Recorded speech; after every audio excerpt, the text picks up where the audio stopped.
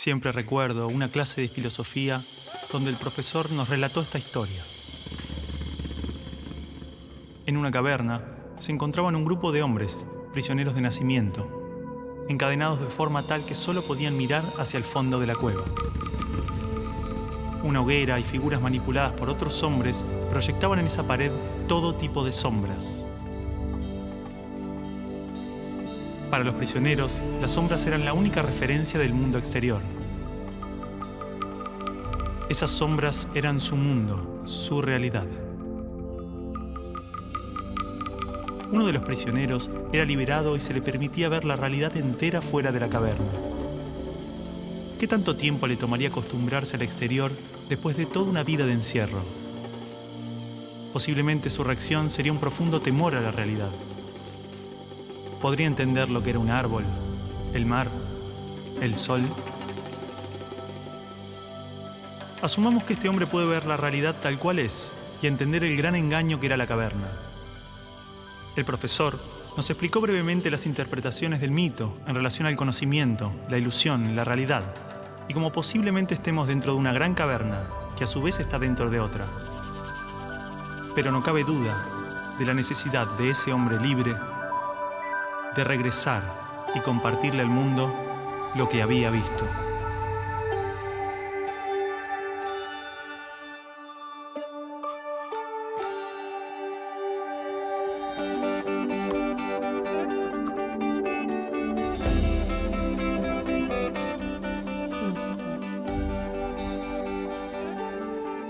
Bueno, y es así como en su 11ª tesis él llega a la idea de que el filósofo no solo tiene que entender la realidad, sino que tiene que llegar a transformarla. ¿Sí? Medios de comunicación, miles de libros, todos los discursos políticos, organismos internacionales, expertos, filósofos, páginas de internet. Todos coinciden en la importancia de la educación. Se invierte en capacitaciones, mejoras edilicias e investigaciones. Se compran libros, netbooks, pizarras digitales. Se dictan cursos, suben salarios, bajan salarios. Se imitan modelos extranjeros. Todo para mejorar la educación. Esto no evita que haya tantas escuelas como realidades sociales. Escuelas marginales, para pobres, escuelas depósito. Escuelas para obreros, profesionales, escuelas de clase media. Escuelas públicas y privadas. Escuelas para ricos, escuelas de la élite. Gran parte pretende incluir y contener a la mayor cantidad de estudiantes. Muchas otras se concentran en formar trabajadores de diferentes jerarquías. Y solo unas pocas se dedican a los supuestos resultados de excelencia. Más allá de sus diferencias, todas trabajan y aspiran a un ideal de escuela común. ¿Hasta qué punto esta escuela ideal nos ayuda a desarrollarnos individual y colectivamente? ¿Realmente este paradigma educativo busca que las personas tengan una buena calidad de vida y trabajen para la mejora de su comunidad? ¿Hay otro tipo de escuela que lo logre? ¿Hay alguna educación pensada con estos ideales? Esto nos llevó a abrir las puertas de un mundo oculto para muchos de nosotros. Esta película es parte de un proceso que posiblemente no tenga fin, una pregunta que seguramente no tenga respuesta, una búsqueda sobre cuál es la naturaleza del aprendizaje y la educación, qué errores cometimos y principalmente qué ideas nos sirven para seguir buscando, seguir aprendiendo.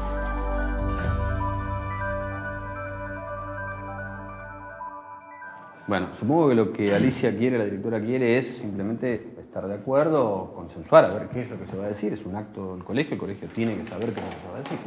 Tal, y bueno. Javier, ¿en qué quedaron? Bueno, yo les propongo a los chicos, como ejercicio, que escribieran un texto, ¿no?, contándonos cuál era el balance de estos años en la escuela. Y eso es. Muy poco de lo que pasa en nuestra escuela es verdaderamente importante. Nos enseñan a estar lejos unos de otros y a competir. Padres y maestros no nos escuchan. Por todo eso decimos basta. La educación está prohibida.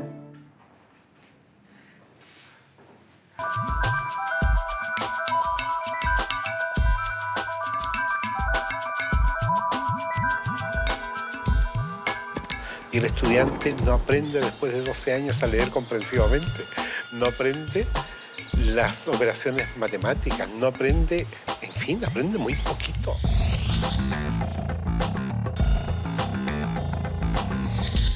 ¿qué es lo que hace que el estudiante fracase en la escuela? Y el convencimiento va por la comprobación de que no es el estudiante el que fracasa, es el sistema el que está más planteado. Es que las reformas educacionales actuales en boga en muchas partes están mal enfocadas. Son un arreglo cosmético de lo que nosotros pensamos que debemos mejorar en la escuela. El problema está en el modo como concebimos paradigmáticamente a la escuela. Es un problema de concepción básica.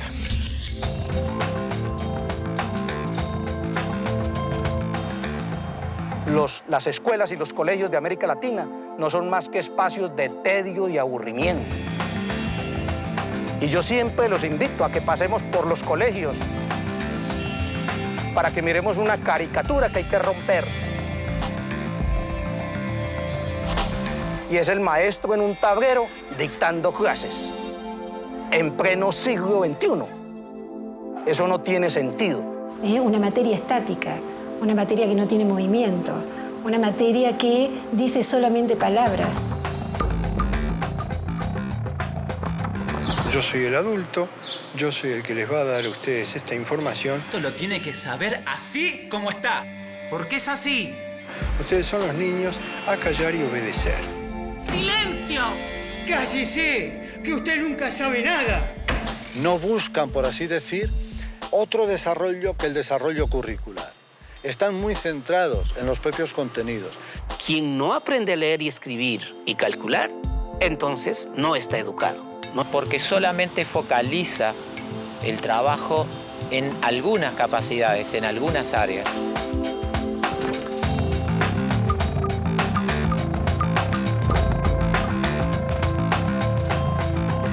El conocimiento actual está parcializado, porque la mirada es parcial. Nosotros decimos que en las escuelas convencionales el aprendizaje es preventivo. Señor, ¿para qué sirve esto? Y la maestra le dice, algún día lo podés necesitar. Pero estos conocimientos hemos visto de que no duran ni prevalecen durante mucho tiempo. Hoy en día los paradigmas están cambiando muy rápido. El conocimiento está cambiando permanentemente. Entonces, lo que ha pasado es que los sistemas educativos no han cambiado tan rápidamente como el resto de la sociedad. Ahí es donde está el problema de fondo. En las escuelas normales y en las facultades de educación nos dijeron que un objetivo es aquello que es medible, cuantificable y observable. Entonces empezamos a buscar la regla que nos permita medir los objetivos. Y eso se llamaron calificaciones, ya sea una A, una carita feliz, una carita triste. Pero la lógica siempre va a ser la misma. ¿Comparar qué? Comparar el sujeto, sus aprendizajes, frente a una escala estandarizada que mide qué, si cada sujeto es único, singular e irrepetible. Busca que un número defina incluso la calidad de persona que eres.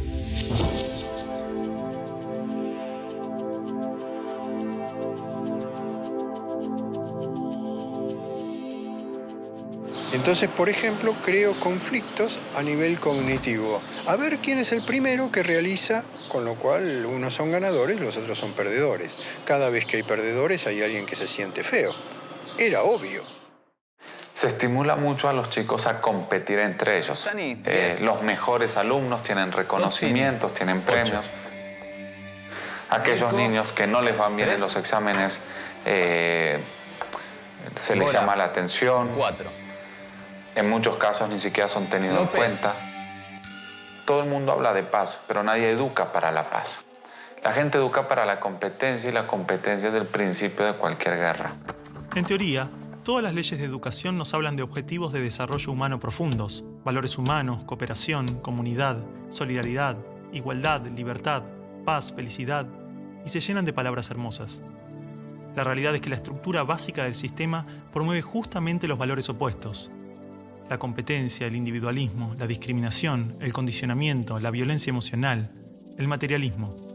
Cualquier idea que se promueve desde el discurso es incoherente con lo que la estructura sostiene. A ver, a pesar de que la escuela teoriza y discute sobre principios y valores, los discute como contenidos. Si yo vengo de un paradigma fragmentado, donde a mí lo que me interesa es enseñar historia, yo voy a ver cuánto de historia sabe este sujeto después de que yo le hablé de historia y le hice leer un libro de historia. Y para mí ese sujeto terminó. No tiene más nada que ver conmigo. Si ese sujeto sufre o no, viene de buena familia o no, tiene plata o no. Es decir, para el maestro tradicional, lo más fácil es seguir haciendo lo que ha hecho durante muchos años. ¿Usted quiere ser un mediocre toda su vida? O lo que ha aprendido por tradición. Usted ya no es más un nenito de segundo grado. Entonces, el enseñar se convierte simplemente en un proceso de reproducción simbólica. No quiero que huele una mosca. En la Argentina, la inmensa mayoría de los niños en este momento dicen, qué macana, hoy es lunes, tengo que ir otra vez a esa escuela. Pero ese no es el peor de los datos. La inmensa mayoría de los docentes en la Argentina dicen eso mismo. Yo creo que los maestros actuales son hijos de un sistema. No es que el maestro nazca o quiera ser profesor para ser bueno o malo. Es lo que el Estado le permite. ¡Basta! ¡Se quedan sin recreo! Ah, no. No me venga con que tiene problemas en su casa. ¿Cómo hago para educar la emoción de estos niños si en mi terciario de formación docente no me hablaron nunca una palabra de las emociones? Si siguen hablando, los voy a separar, ¿eh?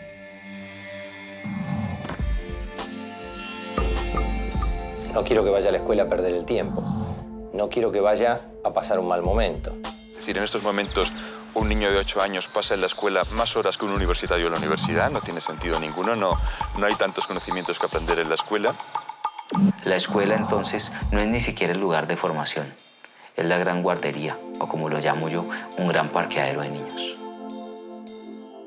Pienso que son cárceles, ¿no? O sea, pienso que es horror pensar que hay que encerrar a los niños, que hay que tener guardias ahí custodiándolos para que no se escapen. Y entonces cada vez se encierra más. Cada vez le hacemos muros más altos. Los muros pueden ser de ladrillo o de árboles, pero igual son muros que aíslan, que separan. Quiero que la escuela sea para él un espacio de crecimiento personal y no un lugar en donde se lo adiestre para una futura escuela secundaria y luego para una universidad y luego para el trabajo. ¿Y luego para qué? ¿No? Pero es mucho más fácil decir, ahora se callan, ahora abran el cuaderno, ahora agarren el lápiz rojo, lo cual es un adiestramiento canino. Eso no es educación.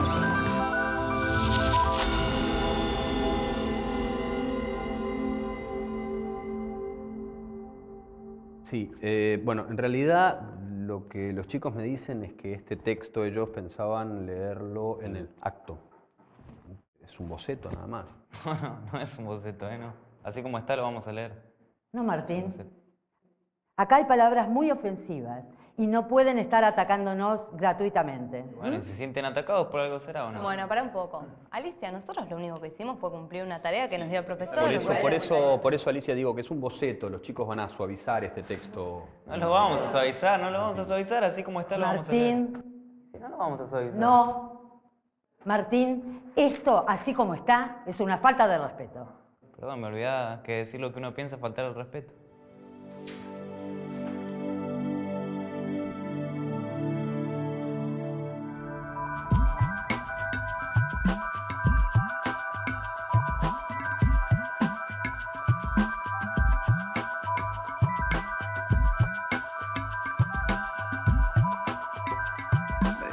Esto casi no se sabe, pero la educación pública, gratuita y obligatoria fue inventada en algún momento de la historia. Antes no existía. La educación en la antigüedad distaba mucho de lo que hoy entendemos por educación. En Atenas clásica, por ejemplo, no había escuelas. Las primeras academias de Platón eran espacios de reflexión, conversación y experimentación libre. La instrucción obligatoria era cosa de esclavos. Por otro lado, la educación en Esparta era más parecida a una instrucción militar. el Estado se deshacía de quienes no alcanzaban los niveles esperados. Había clases obligatorias, fuertes castigos y modelamiento de la conducta a través del dolor y el sufrimiento. Antiguamente la educación estaba en manos de la Iglesia Católica, por lo menos en el mundo cristiano occidental. Y fue recién en el siglo XVIII, en una época de la historia que se llama despotismo ilustrado, seguramente lo escucharon en el colegio, en donde se creó el concepto de educación pública, gratuita y obligatoria. La escuela como la conocemos nace a fines del siglo XVIII y principios del siglo XIX en Prusia. Con el fin de evitar las revoluciones que sucedían en Francia, los monarcas incluyeron algunos principios de la Ilustración para satisfacer al pueblo, pero manteniendo el régimen absolutista. La escuela prusiana se basaba en una fuerte división de clases y castas. Su estructura, heredera del modelo espartano, fomentaba la disciplina, la obediencia y el régimen autoritario. ¿Qué buscaban estos déspotas ilustrados? Un pueblo dócil, obediente, y que se pudiera preparar para las guerras que hubieron en esa época entre todas las naciones que estaban naciendo. Por ejemplo, Catalina la Grande de Rusia llamó a los enciclopedistas franceses a preparar esto mismo.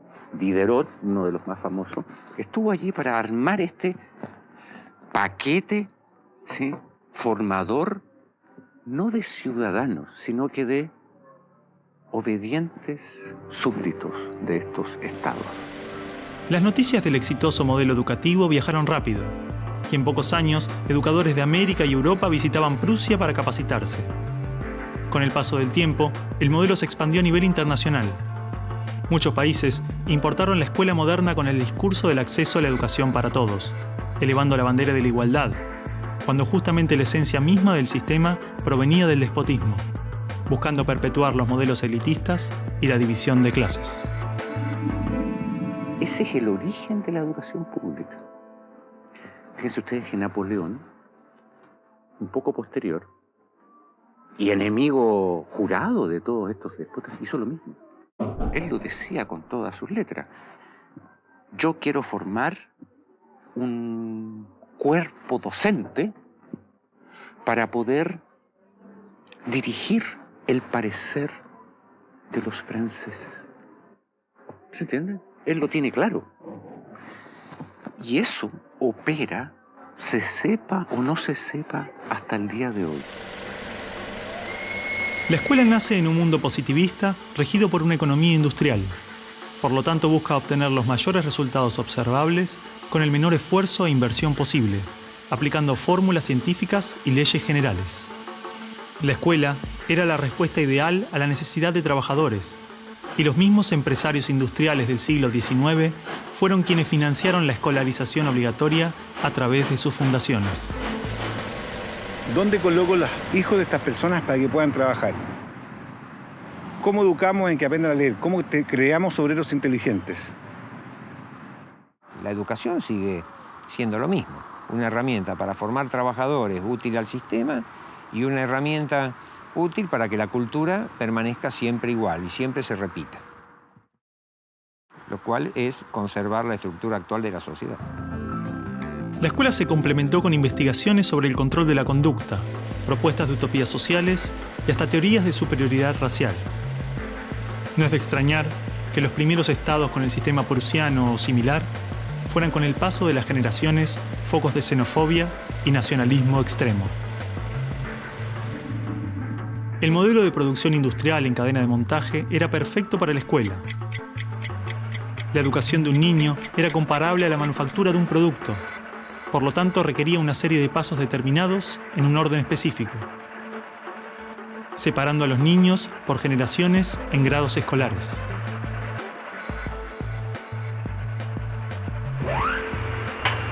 Y en cada una de estas etapas trabajaría sobre determinados elementos, contenidos que asegurarían el éxito, pensados minuciosamente por un experto. Digamos que el maestro es la figura que es la encargada de enseñar una serie de contenidos que tocan, porque alguien ha determinado así, en una edad determinada. Pero la educación no la preparan los biólogos. Y curiosamente muchas veces tampoco son educadores los que la preparan. son administrativos. Son gente que no hace clases. En esta cadena, una persona estaría a cargo de una pequeña parte del proceso, insuficiente como para conocer el mecanismo en su totalidad, ni a las personas en profundidad. Un docente por año, por materia, cada 30 o 40 alumnos, llegando al punto de que el proceso termine siendo meramente mecánico. La educación, como la estamos viendo hoy, es administrativa. Hay alumnos que llegan, profesores que hacen clase, alumnos que se van, profesores que se van y al día siguiente se repite el ciclo. Un profesor estatal es un funcionario en que la autoridad le dice: usted tiene que enseñar esto, esto, esto y de esta forma. Porque hay que repetírselo a demasiados niños con un profesor de demasiadas horas de clase y con pocas horas de atención de alumnos en forma privada. Entonces va a dirigir siempre a un grupo colectivo. Porque evidentemente si tengo 30 niños, no puedo pretender que todos los 30 niños quieran hacer lo mismo al mismo tiempo. Este sistema de cadena de montaje, que nace con el taylorismo, fue aplicado tanto en la industria, la escuela y el ejército de diferentes países y culturas de Occidente.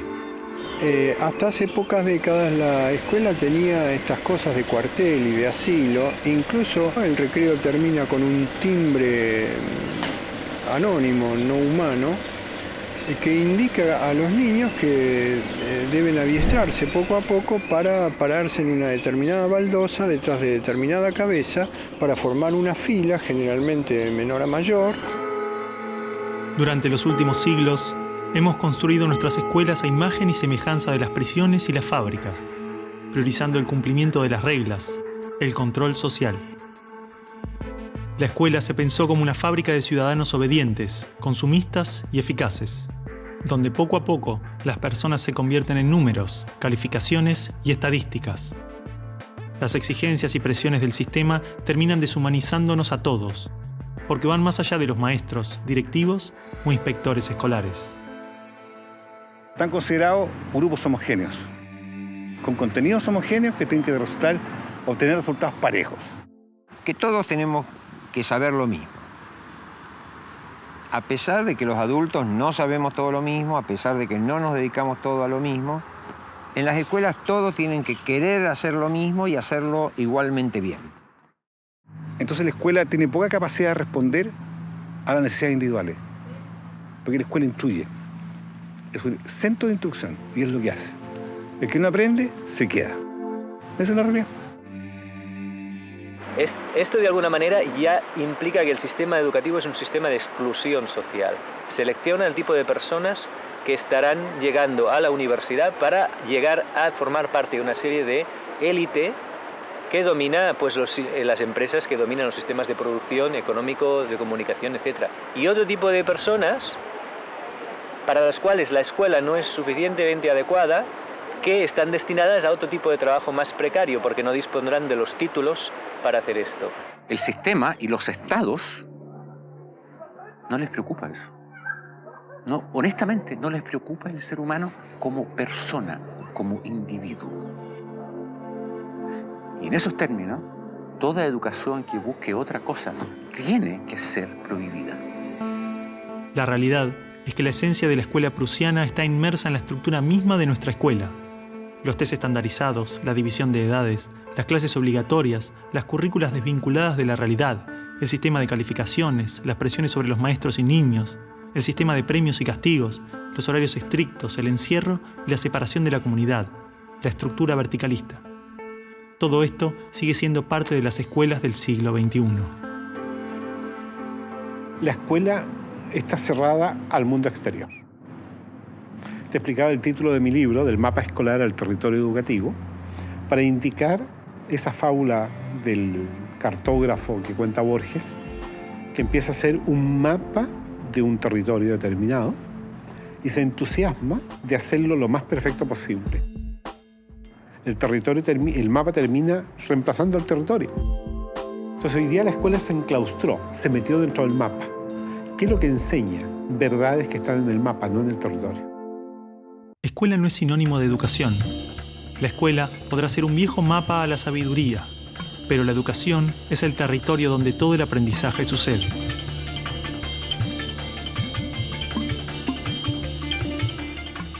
¿Qué es una buena educación? ¿Lograr que la mayor cantidad de niños atraviesen los estándares de calidad? ¿Que obtengan herramientas y conocimientos que no les interesan para superar barreras que otros les imponen? ¿No era el objetivo de la educación lograr una buena calidad de vida? Olvidemos por un momento todo lo que sabemos sobre educación, toda nuestra forma de entender la escuela, todo lo que nos han dicho que debemos aprender en la vida y lo que debemos enseñarle a nuestros hijos. Empezar a ver cada cosa, a revisarla como si nunca la hubiéramos visto. O sea, cada acción, cada actitud, cada costumbre. Si no estuviéramos haciendo las cosas como las estamos haciendo porque siempre las hicimos así, ¿cómo las haríamos hoy? ¿No? Es como sacudirse la cabeza y decir, bueno, empezamos de nuevo.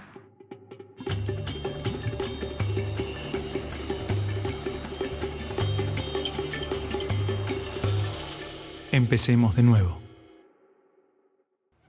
A ver, chicos, tienen que entender que el discurso que escribieron es algo que le puede molestar a mucha gente. Bueno, está bien, pero si es lo que sentimos y lo escribimos así, ¿por qué no lo podemos leer así? Son nuestras palabras, lo que pensamos. ¿Cuál es el problema ahora? Cargo de lo que escribimos ahí también. Si de última no lo dicen en clase. Pará un poco, Martín, porque te conozco. Te molesta todo en esta escuela. Te molesto yo, te molestan los profesores, te conozco bien. No, vos a mí no me conocés. Sí, te conozco. No, no me conocés.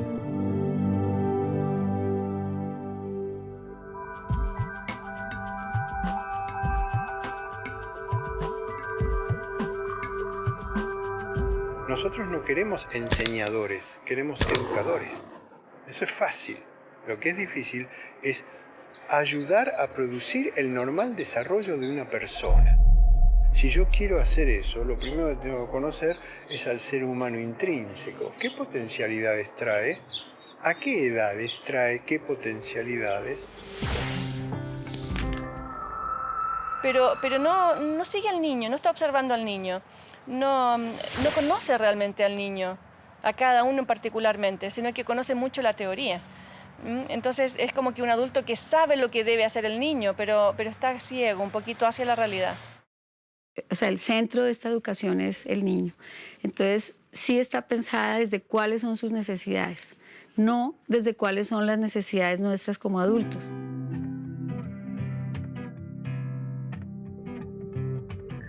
Los chicos desde que nacen con esa capacidad de crear.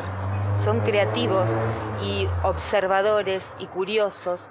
Y en la escuela pueden pasar dos cosas: que se acompañe ese proceso y se propicien actividades para desarrollar esa capacidad, o se la frustre. De hecho, podríamos caracterizar que el ser humano propende a aprender. Incluso podemos decir más todavía, no es ningún mérito del ser humano aprender. Más todavía, es que no puede no aprender. Tú lo ves, él todo el tiempo te está preguntando, ¿y esto por qué? ¿Y esto por qué? ¿Y esto por qué? No es que uno tenga que inculcarle a él las ganas de preguntar, él lo tiene en su esencia. ¿Ya? Basta que tenga órganos sensoriales y percibe, ¿no es verdad? Basta que tenga su cerebro y piensa y razona, e imagina, crea, fantasea. Pero en la escuela se consigue justamente acallar.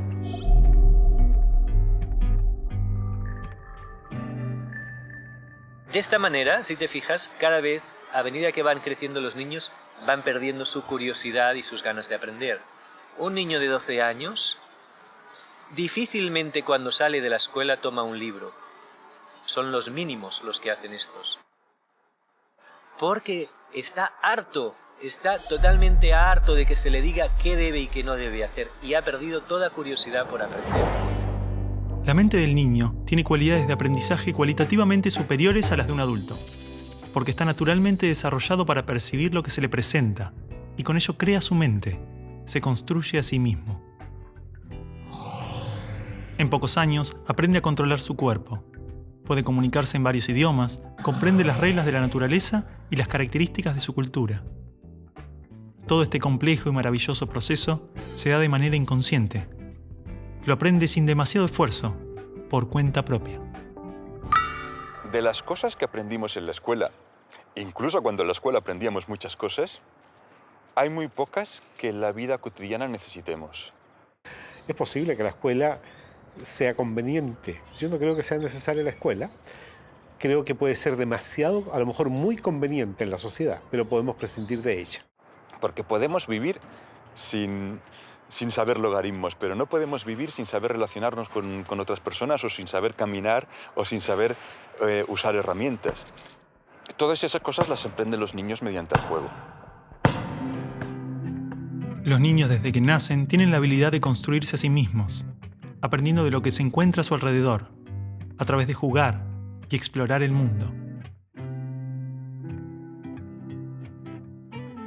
Los niños absorben cultura, los niños vienen a tomar la cultura de los padres y eso se ve incluso en el lenguaje.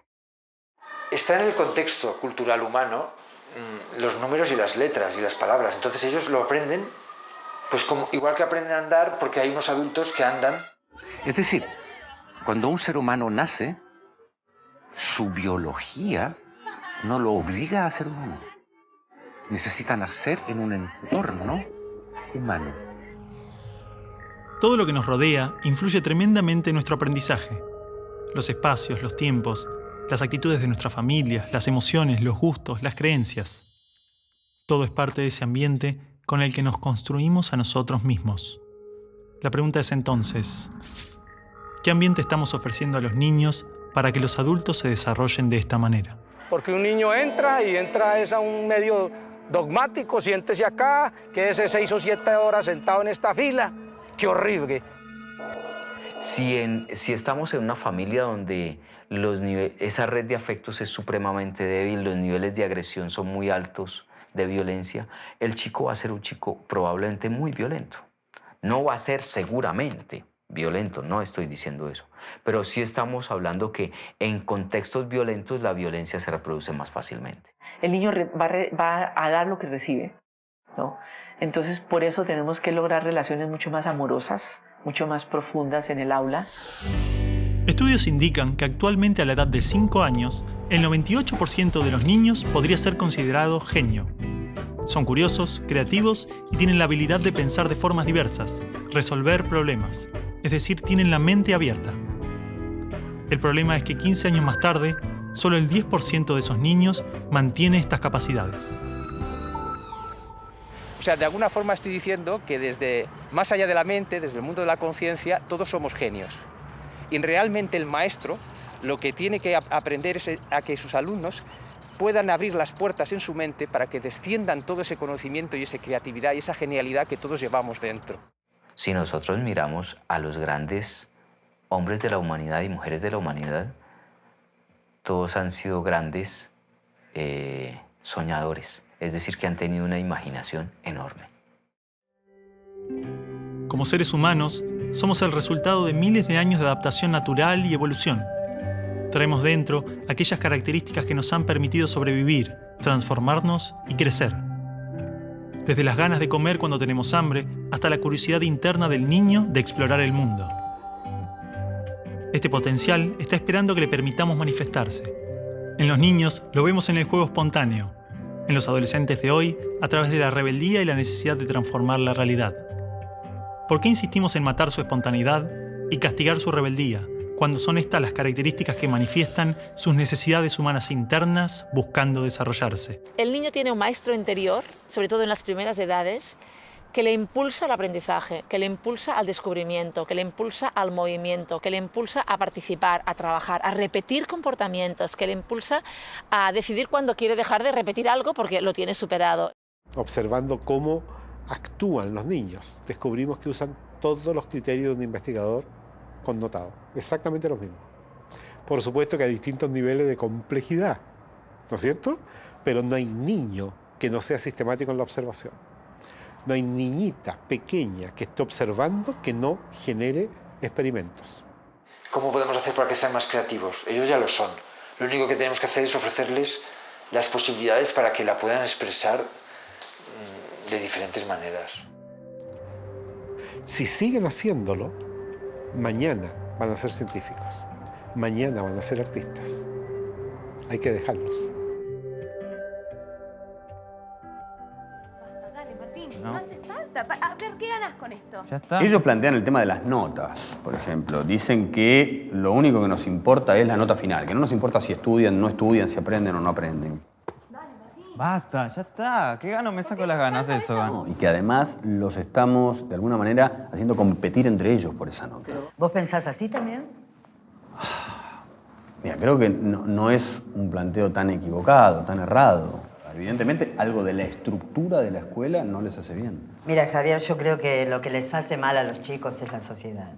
Y con la sociedad que tenemos, lo mejor que le puede pasar es venir a la escuela, ¿no te parece? Está bien, pero digo, esto es bastante fuerte. No, ya sé, pero... Acá está todo lo que aprendí en 5 años de colegio. ¿Saben qué va a pasar con esto? Me lo voy a olvidar todo. Es más, ya me lo olvidé.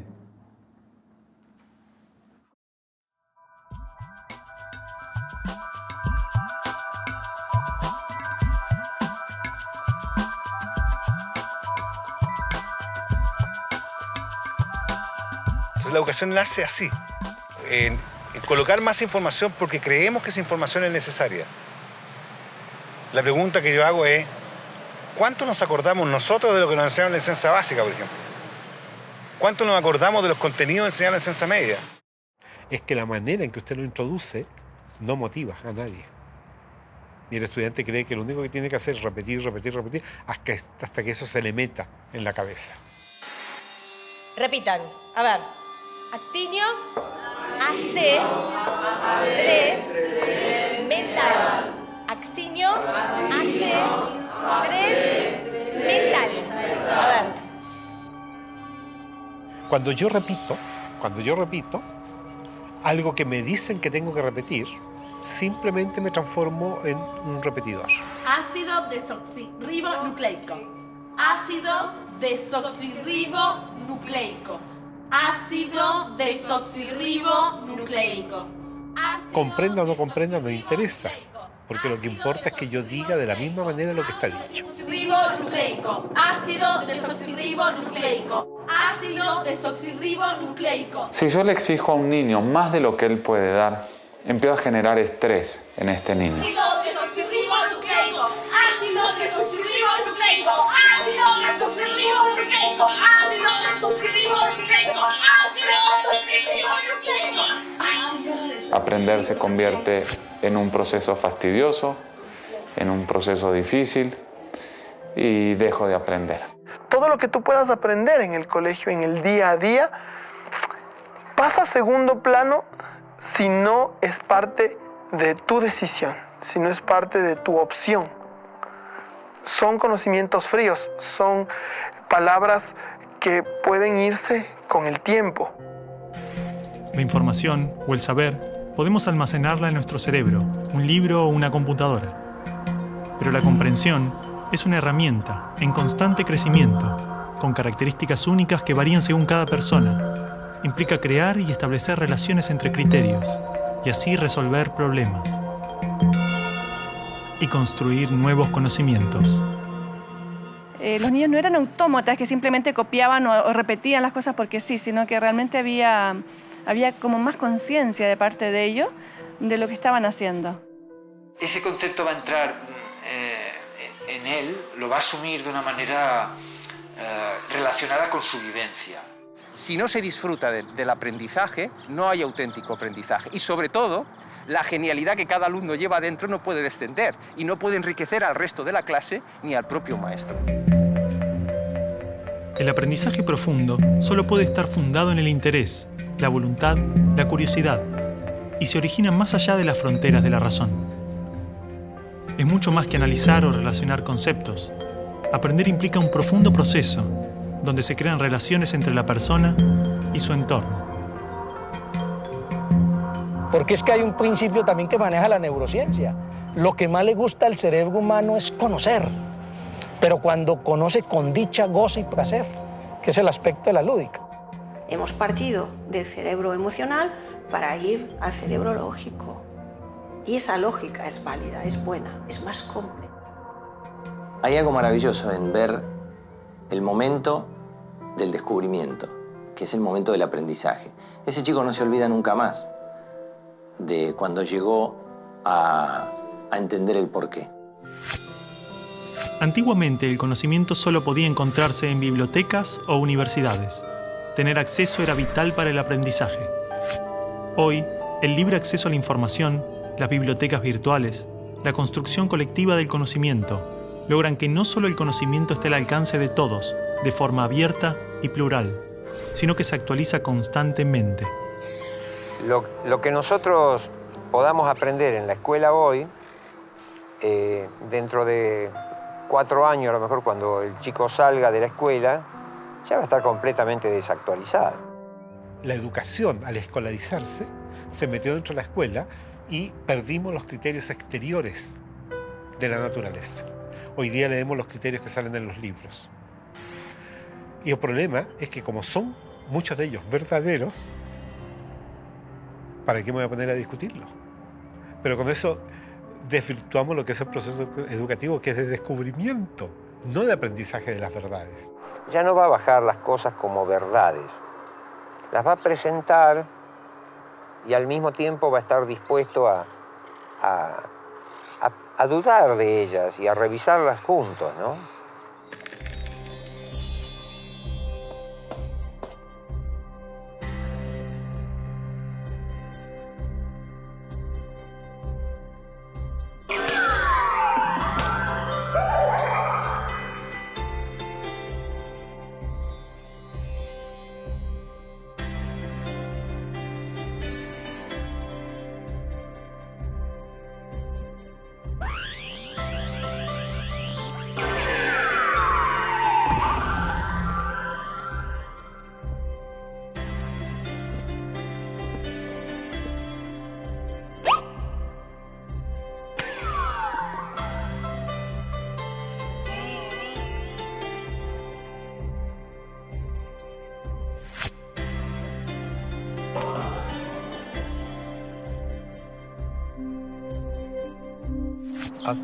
A todo nivel, el ser humano siempre aprende lo que hace.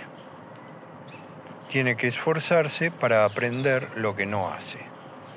Primero fue la acción y luego viene lo cognitivo, ¿sí? Y a veces nosotros miramos lo motriz como algo peyorativo y resulta que la motricidad está muy ligada a la parte cognitiva. Es decir, el juego es un reto a lo desconocido.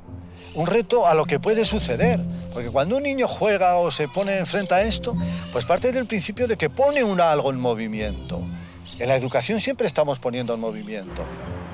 A la casa del tío escuela, digo yo, venimos a aprender, eso obvio, no venimos a jugar y nada más, pero jugando se aprende mucho.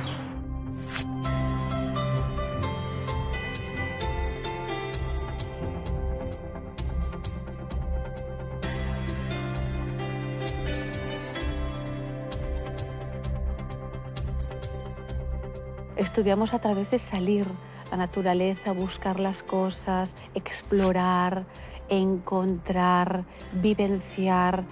Cuando tú trabajas y conectas con la naturaleza a los niños, todo sale. Ir a esa escuela es un placer porque todos los días tenemos tantas cosas para experimentar, para investigar, para agradecer que estamos vivos.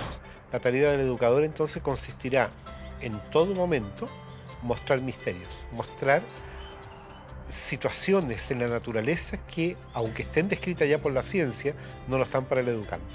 De tal manera que el educando se sorprenda frente a algo y trate de encontrarle una explicación. Se ha generado todo un movimiento de décadas llamado escuela activa, donde el niño hace, produce, sale del banco. Pero esto no es nuevo, esto lo escribió Piaget en los años 50. No se pone en práctica porque da fiaca. A principios del siglo XX surgieron variados movimientos en la pedagogía. Exponentes de diversas partes del mundo desarrollaron experiencias educativas concentradas en la acción, la libertad del niño y la construcción autónoma del aprendizaje, replanteando toda la estructura de la escuela tradicional. Pero a mediados de siglo, todas estas ideas transformadoras comienzan a caer en el olvido con el miedo a los estados totalitarios. Bueno, el método está centrado en que el niño es el que aprende, totalmente. Necesariamente tienen que haber objetos físicos, objetos concretos con los que el niño manipule, que el niño experimente. Todo en la primaria es operativo. Todo es operativo todo es con material concreto. El niño, en la medida en que se equivoca, se va a ir dando cuenta, porque el material mismo es autocorrector. Y normalmente el adulto no es el que debiera estar corrigiendo al niño, es el mismo niño el que tiene que estar corrigiéndose a sí mismo. Ahora, también existe mucho la corrección de parte de otros niños. Yo creo que desde el punto de vista educativo son bienvenidos los errores y las equivocaciones. De hecho, la ciencia tiene más errores y equivocaciones que aciertos. Es verdad que avanza, sabemos nosotros que puede avanzar cuando hay un acierto, pero los errores son los que permiten que los científicos puedan avanzar. Viendo a los niños cuando dicen, no importa si yo me equivoco, porque estoy aprendiendo, porque nadie tiene que ganar aquí, sino todos estamos para mejorar. El inventor de la bombilla eléctrica tuvo más de 1000 intentos fallidos antes de hacer funcionar la bombilla. Cuando un periodista le preguntó qué se sentía fracasar 1000 veces, él respondió: no fracasé 1000 veces, la lámpara eléctrica es un invento de 1000 pasos. Al igual que un descubrimiento científico, la educación informal es el resultado de un proceso profundamente caótico, donde el hombre busca un orden causal, lógico, pasando del caos al orden alternadamente. Pero este aprendizaje nace de la pregunta en el caos, no de una respuesta en un orden. La sociedad, cuando nosotros nacemos, la sociedad nos vuelve más ignorantes porque nos da respuestas a estas preguntas y nos da respuestas prefabricadas en la filosofía, en la política y hasta en las religiones. Entonces matan las preguntas y la capacidad de aprender. Yo creo que de manera sintética podríamos decir que la escuela está orientada a la respuesta. En cambio, los procesos educativos que ocurren fuera del ámbito de la escuela, pero que también dentro de ella, están orientados hacia la pregunta, hacia la indagación, en que la respuesta viene, pero no es lo medular del proceso. ¿Qué debe hacer un educador? Entonces, ayudar al develamiento de aquello, no imponer una respuesta. La importancia de la pregunta está planteada desde el principio de la filosofía en la antigua Grecia, donde el aprendizaje surgía del replanteamiento y la repregunta. Pero si es esta la naturaleza del aprendizaje, ¿por qué insistimos en estructurarlo, limitarlo, condicionarlo, ordenarlo? Así es como todos los seres vivos aprenden, a través de interactuar con los otros y con el entorno, no a través de un currículum previo que alguien establece. El tiempo escolar, entonces, es un tiempo engañoso en el sentido que nos hace meter en una programación la idea de que el educando va a ir progresando al modo como el programa está planificado. En ese sentido, la escolarización es lineal. Paso 1, paso 2, paso 3. Y el paso 10º va a estar después del 9º. Pero en el aprendizaje la situación es distinta. Puede que la persona avance progresivamente de manera lineal, 1, 2, 3, y brinca al 10º. El currículum es una guía ordenada para construir el conocimiento basado en experiencias previas. Pero si el aprendizaje se caracteriza por procesos tan diversos e individuales, ¿cuál es la necesidad de forzar eso y alcanzar objetivos? Normalmente los objetivos educacionales en el mundo son colocados desde fuera del alumno, del niño. Se espera que sea un buen ciudadano, se espera que pueda participar de esta sociedad competitiva, etcétera, etcétera. Por tanto, el niño empieza a entender que las acciones del ser humano no parten tanto de una fuerza interna, de una conexión con la naturaleza, de una percepción, de una sensibilidad por la vida, sino que están motivadas por algo exterior. Estudio para pasar el examen, no leo para aprender, no me intereso por los animales porque me gustan. No, es que ahora no me toca los animales, ahora toca otro tema. Si yo no muevo realmente el interés, si no desarrollo las partes creativas, estoy generando robots con objetivos y por lo tanto en el camino se va a quedar un 60, un 70% de los niños con potencialidades maravillosas. Nuevamente, repitan. Accinio, ace, tres, metal. Accinio, ace, tres, metal. Accinio, ace, tres, metal. Accinio, ace, tres, metal. actúo porque si hago esto, conseguiré un premio, tendré un coche de esta manera y tal. Y si esto significa que tengo que especular o que tengo que pasar por encima de quien sea, tengo que mentir y tengo que pisotear al que tengo al lado, me es igual. ¿Esto qué tipo de relación educativa lleva esto? Un tipo de relación educativa que pone el énfasis en el resultado. Al crecer, la escuela y la sociedad nos llevan a asumir motivadores externos para alcanzar los objetivos. Y difícilmente podemos entender que alguien pueda realizar algo sin interés, más que el propio placer del proceso. Pero un niño pequeño no tiene un lugar a donde ir, simplemente disfruta de crecer, camina por el simple placer de caminar y explorar, y esto lo hace desarrollarse. Su motivación no está en el objetivo ni en el resultado, está en el camino. Lo que podemos decir es que no tenemos objetivos concretos sobre la vida de los niños, que tengan que aprender determinadas cosas, que tengan que ser de determinada manera. Esos objetivos no los tenemos. El currículo que se maneja acá es un currículo que está plasmado en un camino y que el niño maneja ese camino. Entonces, él lo tiene y él sabe. Entonces, el maestro no es el protagonista de la película, el contenido no es el protagonista es el niño que, acompañado del adulto que hace de intermediario, se pone en contacto con el conocimiento y el conocimiento pues ya atrae y actúa por sí solo, ¿no? Y ahí, en eso que les estoy contando, se respeta el ritmo del niño. O sea, no hay la presión fundamental de que tiene que llegar a este resultado en tal tiempo. Si yo me planteo que a lo largo del curso tienen que aprender a escribir su nombre, pues voy a estar preocupado y en vez de ver al niño voy a ver el objetivo y voy a intentar adaptar al niño al objetivo. Si lo que quiero es que él aprenda y viva, digamos, de manera espontánea, pues eso lo va a aprender de todas maneras, pero yo no voy a estar preocupado por ello y vamos a poder fluir y disfrutar del proceso. Finalmente los chicos no solamente la pasaron mejor, es decir, dentro de 20 años tendrán un mejor recuerdo de su escuela, que ya es muchísimo, sino que además tienen rendimientos mejores con resultados a largo plazo mejores.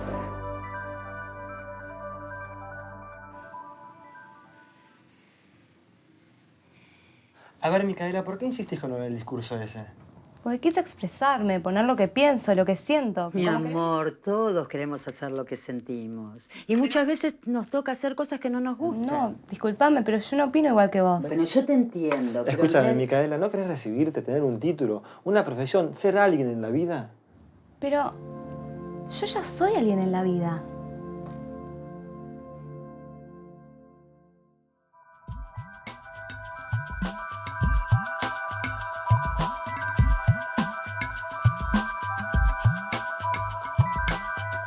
Uno se encuentra con dos carriles pedagógicos básicos. Uno que es debo adaptar el niño a la cultura y otro que es debo adaptar la cultura al niño. Léase derecha e izquierda pedagógicas. Es así de sencillo. Y en algún lugar del medio debe estar la verdad. La escuela construyó sus cimientos sobre una idea fundamental que trasciende a toda su estructura: la noción de que los niños están vacíos, y en consecuencia, su individualidad puede ser rota y reformada, intervenida acorde a necesidades externas. El niño ha sido considerado un objeto de estudio, una rata dentro del laboratorio de socialización más grande de la historia, cuyo principal objetivo fue modelar al ser humano. Esto es muy humano, ¿no? Pensar que el bosque, si no lo cuidamos, se estropea. El bosque, con dejarlo tranquilo, es suficiente. Siempre, todo lo que tenemos de bosque es porque el ser humano no ha intervenido. Pero el ser humano cree que interviniendo hace más, hace mejor las cosas. Dentro de la semilla de un árbol se encuentra toda la información que este ser necesita para desarrollarse.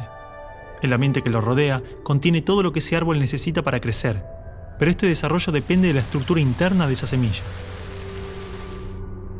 Todas las reacciones a las condiciones externas están planificadas en el interior de cada ser, tanto de un árbol como del hombre. La formación de los órganos vitales, la estructura ósea, los tejidos, las características básicas de cada uno de nosotros son el resultado de un proceso interno, autónomo, que no requiere la intervención del ser humano, donde la madre solamente satisface los recursos necesarios, pero no dirige. Cualquier célula tiene una estructura interna que le permite saber inconscientemente qué necesita en cada momento, cómo ha de ser el entorno a su alrededor, que para satisfacer las necesidades internas de la célula, expresadas genéticamente, para que esa célula pueda llegar a ser lo que en potencia ya es. Es decir, el objetivo de la vida es vivir y autorrealizarse. Para eso ese organismo necesita encontrar un entorno que respete, que satisfaga esas necesidades internas. Había un jardinero que tenía tanto amor a las plantas y entonces las cuidaba tanto que iba allí y en cuanto empezaban a brotar iba estirando del tallo. ¿Qué sucedió? Todas o se deformaron o murieron. O sea, el crecer es innato. No tienes que estirar a nadie, no tienes que hacer que saque nada. Solo tienes que procurar que le llegue lo necesario. Para sobrevivir, esta célula tiene ciertas necesidades básicas: alimento, seguridad y tal vez el elemento más importante que ha hecho posible toda la evolución biológica: el amor. Una vez que la célula cuenta con estos recursos, comienza a desarrollarse, a autorrealizarse. El amor es necesario en todo momento del desarrollo de la vida. En su gestación es la compañía y la protección del útero. Luego es el contacto corporal, el apoyo emocional, expresiones, gestos, sonidos, hasta el entendimiento, la aceptación, el respeto y la confianza en el otro.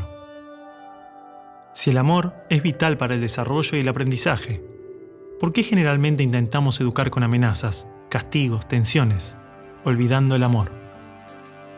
¿Y qué hacemos los adultos? Tenemos que conseguir que haga lo que nosotros queremos.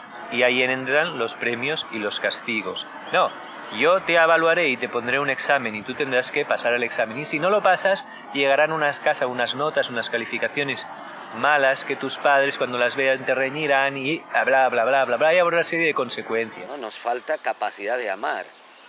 Entonces, normalmente amamos de un modo estrecho. O sea, yo te amo si coincides conmigo, si no, no te amo. Este es nuestro modo normalmente de amar.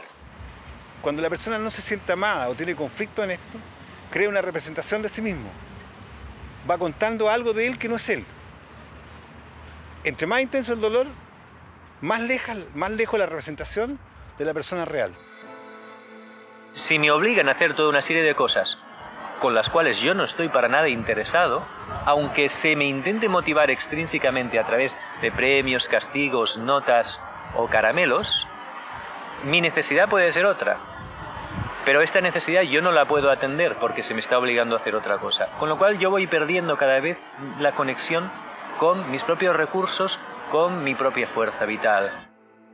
Los premios y castigos operan manipulando las necesidades básicas. Cuando no recibimos amor o protección, hacemos lo posible para obtenerlos, generando mecanismos de conducta y comportamientos que nos permiten sobrevivir. Nos condicionamos. Ese niño no estudia para aprender, no trabaja por placer, ni para realizarse. Lo hace porque si no pierde la seguridad, el amor, siente que muere. Todo su accionar pasa a estar controlado por el miedo. De alguna forma lo que se hace en la escuela actual, estoy generalizando, es sembrar ese miedo. Se pone límites a la persona en vez de todo lo contrario. Y poner límites es el miedo. En nuestra mente estructurada, cuando creamos dentro una creencia, la forma que tiene la mente para que no salirnos de esa creencia y crear fuera es el miedo. Cuando nosotros nos acercamos al borde de una creencia, sentimos miedo. Es un mecanismo de control, es un mecanismo de manipulación ética. Si tú te portas bien, yo te califico bien. Eso es un modelo conductista. Ese es el gran modelo conductista que tanto daño ha hecho a nuestra sociedad. El Manifiesto Conductista de 1913 promovía una psicología cuyo objetivo era la predicción y el control de la conducta. Mediante experimentos con ratas, animales y su condicionamiento, se desarrolló una ciencia del control social, utilizada para pensar las bases de la escolarización moderna, la publicidad, la propaganda política, el entrenamiento militar y los ejercicios de tortura. La manipulación de masas a través del miedo. lo que vemos actualmente en nuestro mundo, todo tiene como bases el miedo. El miedo al cambio, el miedo al progreso, el miedo a ser tú mismo, el miedo a amar, el miedo a revelar tu ser enfrente de este mundo. Entonces estamos creando una sociedad en que la gente trabaja en cosas que no le gustan por conseguir dinero, por conseguir posición. O sea, es la sociedad del autoengaño. Tengo un diploma de, tengo un título de, tengo... Y el tener es lo que nos separa realmente de nuestra identidad, es lo que nos vuelve a llevar al miedo. Tengo que aparentar que soy. Los chicos que han estado y que han salido de este tipo de escuelas nos comentan muy alegres que ellos no sienten esa presión, porque han descubierto a lo largo de su infancia y de su adolescencia que las cosas las hacen por un placer personal, por un gusto personal, por una meta personal. O sea, lo importante es estas ganas de vivir. Sin estas ganas de vivir, la vida no vale la pena, ¿no? Entonces los niños nos muestran estas ganas de vivir que como adultos hemos perdido. Así que las primeras preguntas tendrían que ser, ¿estoy cuidando las ganas de vivir de este niño o no? Es decir, cuando el niño está bien cuidado, y bien cuidado significa respetado en sus procesos vitales, acompañado por adultos disponibles, con una serie de límites que le ayudan a fortalecerse, cuando el niño está bien cuidado, el niño tiene ganas de construir cosas con los otros desde el amor. Si un niño siempre hace lo que le manda el adulto, llega un momento que ya desconecta de sí mismo. En cambio, si ellos están acostumbrados a seguir su propio impulso, siguen conectados con su interior, saben lo que quieren, saben quiénes son. Los niños, además, te llevan de la mano y te muestran realmente, te dicen lo que necesitan. Es cuestión de escucharlos y de colaborar con ellos en su búsqueda. Una descripción de los organismos vivos es que son autopoiéticos, sistemas con la propiedad de producirse a sí mismos continuamente, y las relaciones que se dan entre ellos nunca son instructivas, sino de vida, despliegue y progreso. Es decir, en la naturaleza no hay órdenes externas, simplemente organismos conscientes conectados, pero en pleno desarrollo autónomo, en un aparente caos. Digamos que el estímulo no es necesario. No tenemos que motivar a los niños para nada. Si ellos quieren hacer algo, lo hacen. Y si no, pues no lo hacen. Pero no hay que motivarles para que hagan algo que les va a ir bien. Porque ellos saben si les va a ir bien o no. Y que ellos puedan ir escogiendo y posicionándose de forma instintiva en aquello que realmente les va llamando la atención, les va estimulando, que descubran realmente el don que tiene cada uno de ellos. Se convierte en tu propia responsabilidad en vez de la responsabilidad de un sistema. O sea, quien yo quiera ser es mi propia responsabilidad, ¿no? Y el niño toma conciencia de esto desde pequeñito. La célula genera una membrana que la separa del entorno exterior. Esta membrana es semipermeable, es decir, permite que ingrese lo que necesita del entorno cuando lo necesita. Solamente es necesario que los recursos estén disponibles en el exterior, pero sin forzar su ingreso al ser, sin violar su seguridad y bienestar. De esta manera, el organismo puede crearse a sí mismo, autorrealizarse. Así es como aprendemos de la cultura. El debate entre lo innato y lo adquirido no tiene una respuesta, porque ambas actúan en una compleja interacción que requiere amor y respeto. Por lo tanto, la creatividad es la manera como el organismo se expresa algo que ha construido a través del respeto a sus propias necesidades. Con los conocimientos bases, intentar ver en qué momento está, qué es lo que necesita, qué es lo que quiere, qué es lo que le va a mover más, ¿no? Porque en el fondo es el chico el que va a dar los pasos, ¿no? En realidad nadie aprende, ¿no? Digamos, de forma forzada, no es aprendizaje lo que se produce cuando es forzado. La infancia es lo más hermoso, ¿eh? O sea, que es la alegría. Y en ese sentido yo creo que cualquier educación es buena si cuida de la alegría y las ganas de vivir del niño. Bueno, chicos, la semana que viene es el final. Oh, leyeron el libro, era corto. Yo no lo leí, profe, ya se termina el año, basta. ¿Para qué me sirve todo eso? Yo quiero ser bailarina, no me sirve de nada todo esto. No, claro, no, si las bailarinas no estudian. A mí sí me va a servir, yo voy a estudiar marketing, así que me va a servir. A mí tampoco me sirve de nada. Profe, ¿por qué no tenemos que comer años estudiando cosas que después no nos sirven de nada? No, claro. Es como decíamos en la carta que escribí. Oh, y otra vez con el tema de la carta, chicos, basta, quieren politizar todo. Pero todos no están de acuerdo. A ver. Y aparte vos, Martín, vos y vos. Ey, nena. Ey, a vos te hablo. Sí, ustedes dos, unos desagradecidos. Porque los profesores se esfuerzan para que les quede algo y a ustedes les da igual. Ey, córtenla. Mariela, basta. Escuchame una cosa. A ver, cállense. A ver, Martín, explícame lo de la carta. Vos, Micaela, también. Hablaban en nombre de todos sus compañeros. Lo terrible que era.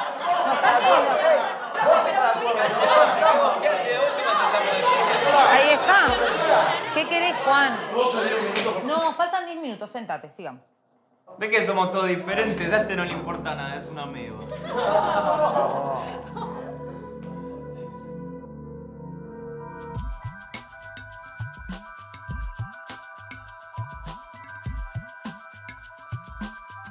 ¿Por qué es necesario que los niños estén agrupados por edades? Porque hay un implícito detrás de esto. El implícito es que los niños de la misma edad tienen las mismas afinidades, tienen las mismas capacidades, son iguales. Claro, si tú a un niño pequeño le pones en un entorno para hacerle creer que él es igual que los demás y todos sus esfuerzos van a que él vea que es igual, el niño se va a sentir igual y va a tender a comportarse igual, a homogeneizarse. Este niño habla demasiado, tendría que ser más silencioso. Este niño habla poco, tendría que ser más hablador. Este niño juega poco, tendría que jugar más. Este niño es muy movido, tendría que estarse más quieto. Haga lo que haga, parece que esté mal, que tiene que acabar siendo el niño estándar que hace exactamente la mitad de todo. Somos iguales como individuos en tanto biológicamente somos una especie, pero social y culturalmente somos diferentes. Y eso no lo ha podido entender la escuela. Tienen ritmos de aprendizaje diferentes, tienen intereses y motivaciones diferentes, tienen maneras de relacionarse diferentes. Gardner ya hace unos cuantos años definió que una persona no tiene solamente una inteligencia lingüística, verbal o lógico-matemática, sino que tiene inteligencias muy diversas, entre ellas también todo lo que hace referencia a lo emocional. La diversidad, de alguna forma, precisamente nos está diciendo que todos somos originales. Somos originales como individuos y somos originales como culturas y como sociedad.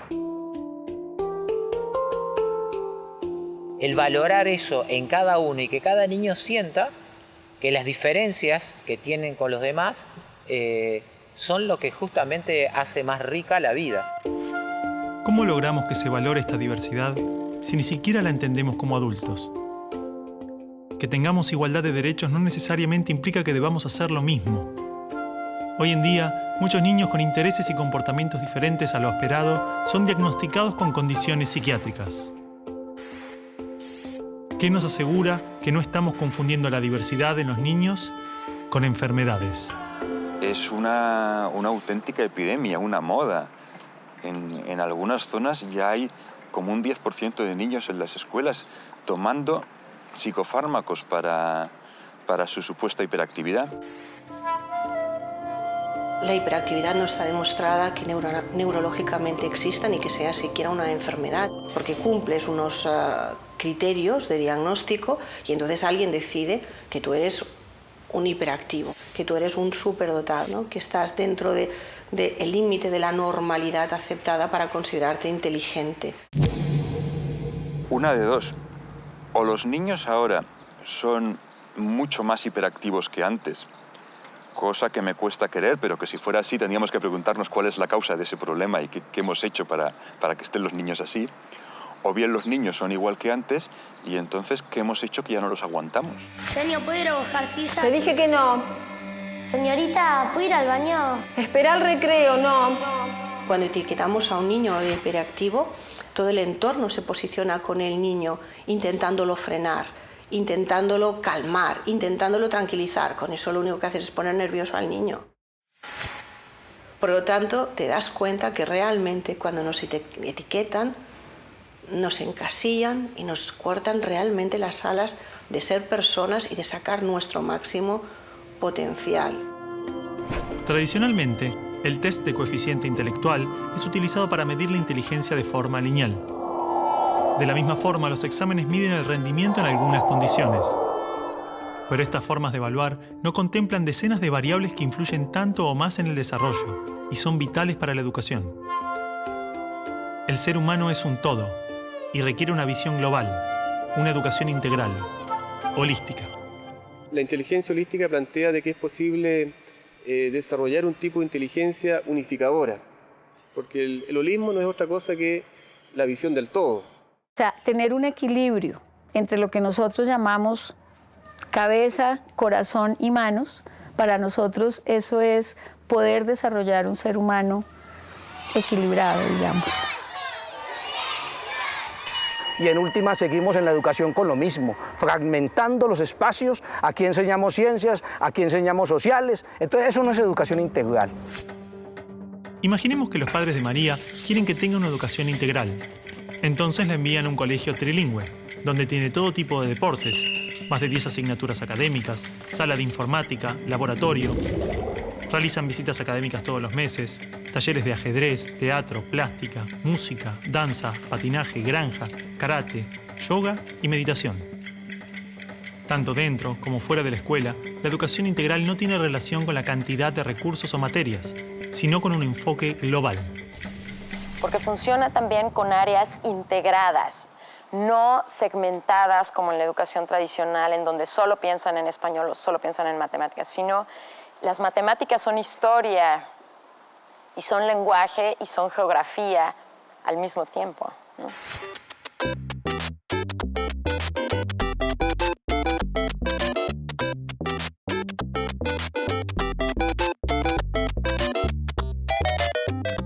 Es una educación cósmica, explica Montessori, en la que todo se relaciona con todo. Entonces, si todo tiene relación con todo, yo puedo estar haciendo una cosa y aprendo de esta, y todo el tiempo estoy aprendiendo.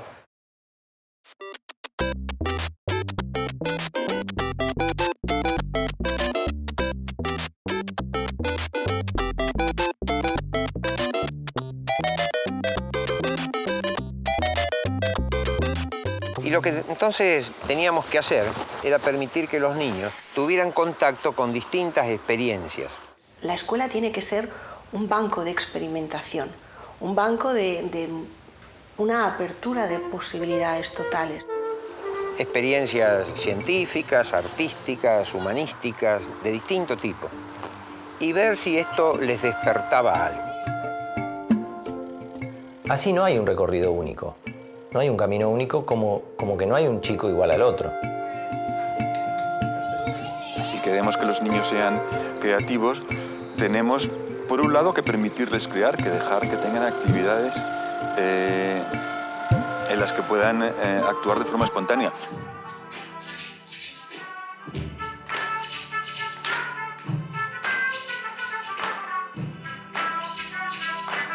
En este camino personal de creación y expresión, el arte juega un papel fundamental, ya que es la manera que tenemos de manifestar nuestra creatividad y personalidad. Desde este lugar, es imprescindible que nuestro concepto de arte sea lo más abierto y menos reglado posible. Entonces, las artes están allí puestas en la lógica de construcción de comunidad de sentido, no en términos de lo que hoy llamaríamos las industrias culturales, que es la derivación de las bellas artes, ¿no? Entonces, allí estamos parados nosotros en las artes populares. Creamos con la pintura, la música, pero también la danza, el teatro, el diseño, la construcción, el relato, la escultura, la literatura, el humor, el juego. Todo lo que surja espontáneamente del niño es creación. De cada persona se revela su interioridad a través del arte. No se usa el arte como herramienta o instrumento de aprendizaje. El arte en sí mismo es ya bastante válido como para utilizarlo como herramienta de aprendizaje. En ese sentido, el arte es un derecho. Si tú no accedes al arte, no accedes a una formación integral. Me parece que la emoción es la base que mueve la vida, o sea, las emociones nos dirigen. Antes de tomar una decisión, yo siento. No tenemos que hacer en la escuela educación emocional específica, sino que tenemos que tener en cuenta que el individuo es un ser emocional y que esas emociones son complejas. Si cuando manejamos la relación y los contextos de aprendizaje ya tenemos en cuenta la emoción que eso genera, ya vamos a desarrollar la emoción. No hay ser humano que pueda vivir indiferente o abandonado. Necesitamos de amor, de cariño y de aceptación de los seres humanos. O sea, solamente habrá un adulto equilibrado y emocionalmente estable y saludable cuando haya sido atendido con mucho amor del niño. Y cuando le hayan tenido mucha paciencia y mucho cariño y sienta que le tuvieron cariño y le tuvieron paciencia. O sea, uno de los factores primordiales de aquí es la atención. El escuchar, el atender. Y más que una atención verbal, una atención física, una atención de sostener, de contener. No solamente en que ellos se sientan queridos, reconocidos, ¿sí? Sino también que ellos aprendan a expresar sus emociones. Al saber que sus emociones son respetadas, no tienen ningún problema de expresarlas. Y hablo muchas veces con los alumnos de temas de esto, de quizás no tengas trabajo, quizás tu entorno no sea lo más favorable, pero si sabes gestionar tus emociones seguramente estés más a gusto, ¿no? Como seres humanos, como seres, fundamental que desde pequeño puedan conectarse con ellos, con lo que sienten, puedan reconocer qué es lo que sienten. Conocer esas virtudes que tiene. Tiene que conocer qué es lo que va a poner a disposición de la humanidad. Puedan desarrollar ese autoconocimiento. En vez de estar todo el tiempo mirando hacia afuera, como si desde afuera encontráramos la solución a todos nuestros problemas, es el aprender a mirar hacia adentro. Aprender a conocer todas las herramientas de las que disponemos para básicamente definir el propio destino. Para que cada uno aprenda a ser artífice de su propio destino, que cada uno decida, ¿no?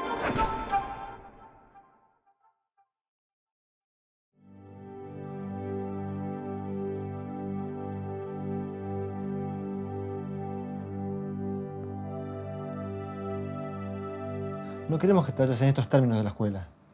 Yo tampoco me quiero ir en estos términos de la escuela, pero el discurso lo vamos a leer igual.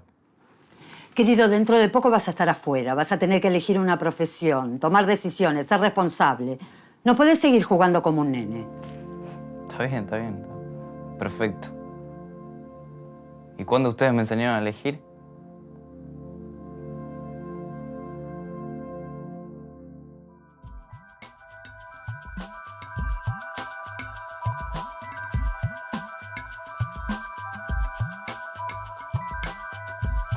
La vida está llena de opciones y hay que aprender a tomar opciones. Por eso la organización de todo el material educativo lleva a que los niños puedan tomar decisiones.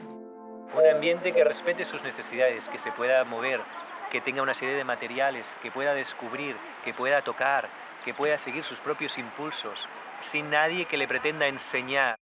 Donde los alumnos pueden elegir las materias que no quieren hacer, las que quieren hacer, donde pueden proponer actividades autogestionadas por ellos. Una escuela abierta, una escuela donde no había, el estudiante no tenía que rendir cuentas a nadie, donde cada quien podía ser sí mismo.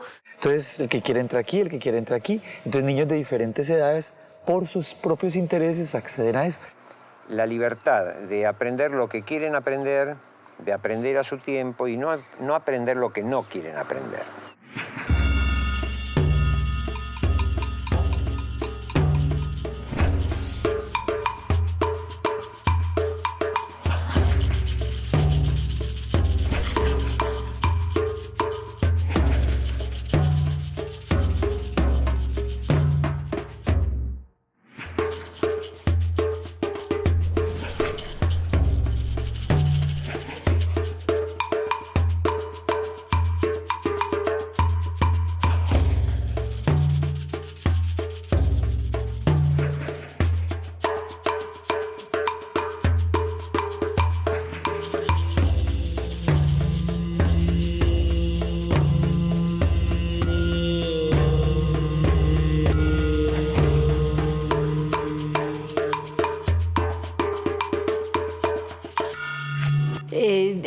que hace le va a ayudar a darse cuenta qué más necesita elegir.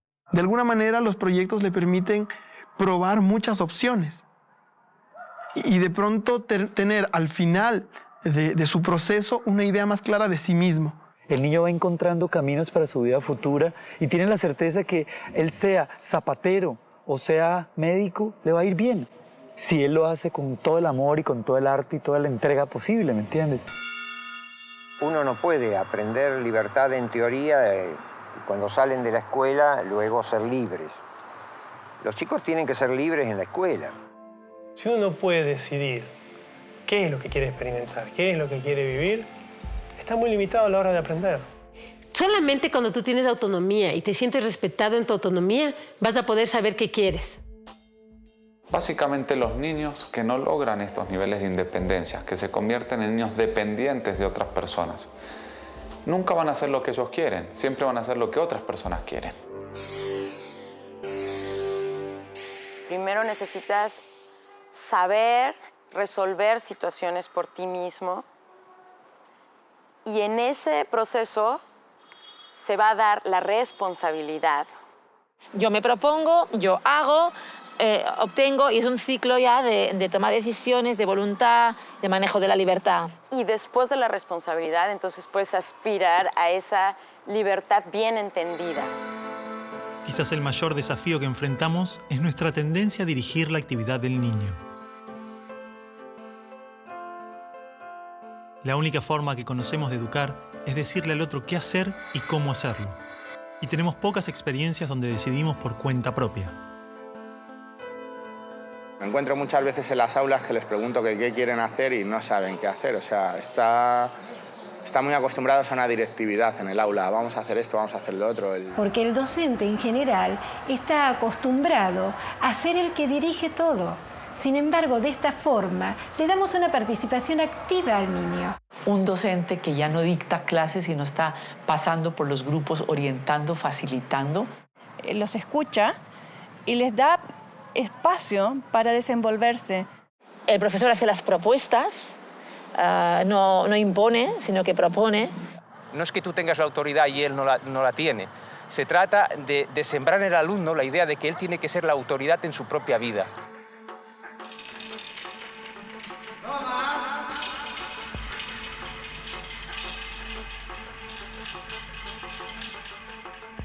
Un 3, Romero. Nosotros creemos que las notas son totalmente subjetivas e imperfectas. Primero porque no hay un docente que evalúe igual a otro. Ante cada trabajo es el niño el que tendría que evaluar cómo se siente con ese trabajo. Si está satisfecho, si le parece que podría haberlo mejorado más. El niño también controla su proceso de aprendizaje, lleva su control de progreso. Él sabe en dónde está, en qué unidad, en qué guía, en qué parte de ese proceso. Él sabe su camino y él es el que va llevando cuenta de cómo va él en ese camino. Ellos deciden, ellos eligen a qué edad pasar, ellos eligen cuando están listos. No hay un examen de salida aquí, sino que ellos ven cuando ya han completado en el informe pedagógico todo lo que tienen que haber completado, dicen voy a salir. Algunas experiencias nos hablan de informes pedagógicos compartidos, que se centran en los procesos. Otras trabajan desde la autoevaluación y el constante intercambio entre educadores, educandos y familia. Esta perspectiva cambia totalmente nuestra manera de entender la evaluación. Si realmente nos interesa aprender respetando el ritmo y motivación propios, es importante cuestionar la necesidad de los exámenes y las calificaciones. No hay calificaciones para ver quién es mejor y peor. Simplemente hay un seguimiento en el desarrollo del niño. Observas su cuestión emocional, su madurez, su socialización, su nivel de independencia. Y eso se materializa en lo que hablamos de ellos en nuestras reuniones de equipo, en lo que compartimos el equipo y las familias en las reuniones individuales con las familias, pero no hay una evaluación de los aprendizajes, del comportamiento, de la conducta, de eso no hay una valoración, digamos. Hay un acompañamiento. La escuela se transforma en un espacio abierto, una escuela de puertas abiertas a las experiencias, costumbres, a la comunidad. Los conflictos y situaciones del espacio comunitario son parte de la escuela, y esta pasa a ser un centro educativo, donde todos podemos aprender de todos. De esta forma, no hay edades o barreras que nos separan, solo experiencias que nos integran. La escuela no debiera de tener ni siquiera murallas.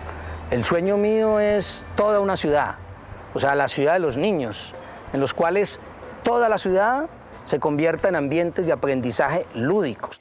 Bueno, lo primero es que tú entras y sientes un ambiente fluido, ¿sí? Como fluido y de mucha tranquilidad. Unos haciendo unas cosas, unos mirando un telescopio, unos leyendo ahí un libro, unos haciendo ahí un experimento. Grupitos trabajando, pero con un objetivo muy claro y sabiendo ellos para dónde van.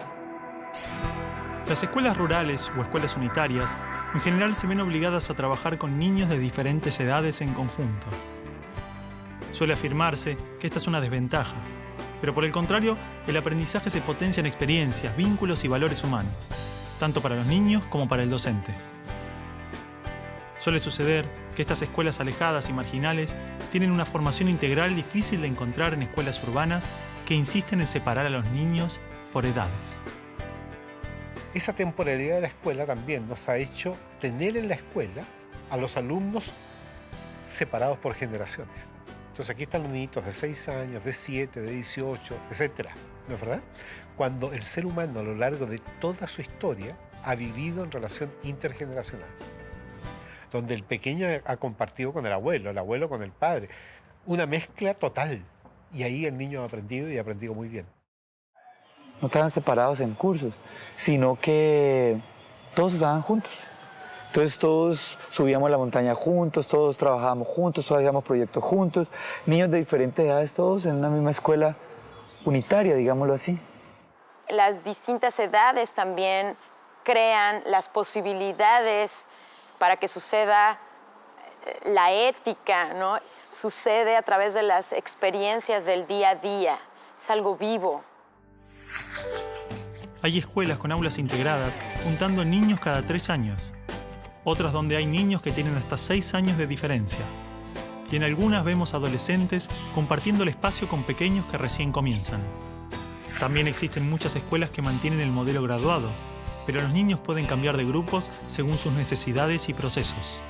Por lo general coinciden en la edad, pero como hay chicos que por madurez están trabajando conectados con otros temas, en una de esas ellos trabajan en algunas materias con algunos grupos más chicos o con algunos grupos más grandes.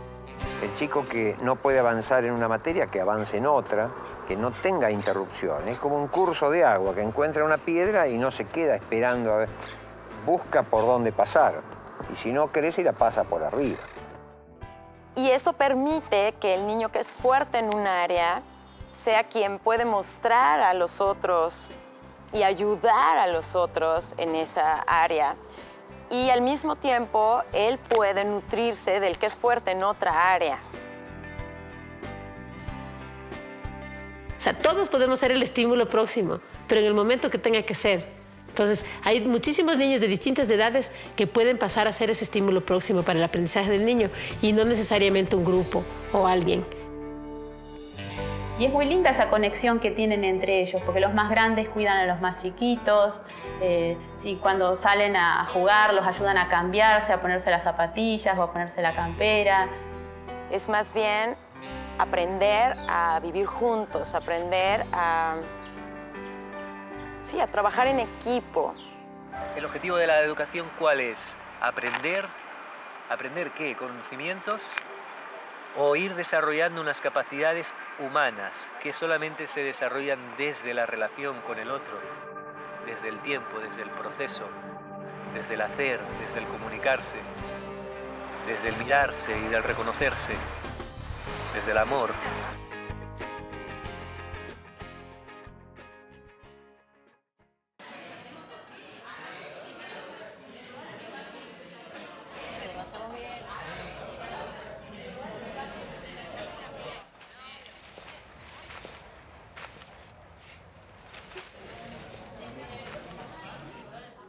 Ahora ya está, me cansé, voy y le pregunto a ver qué están haciendo. Ya fue.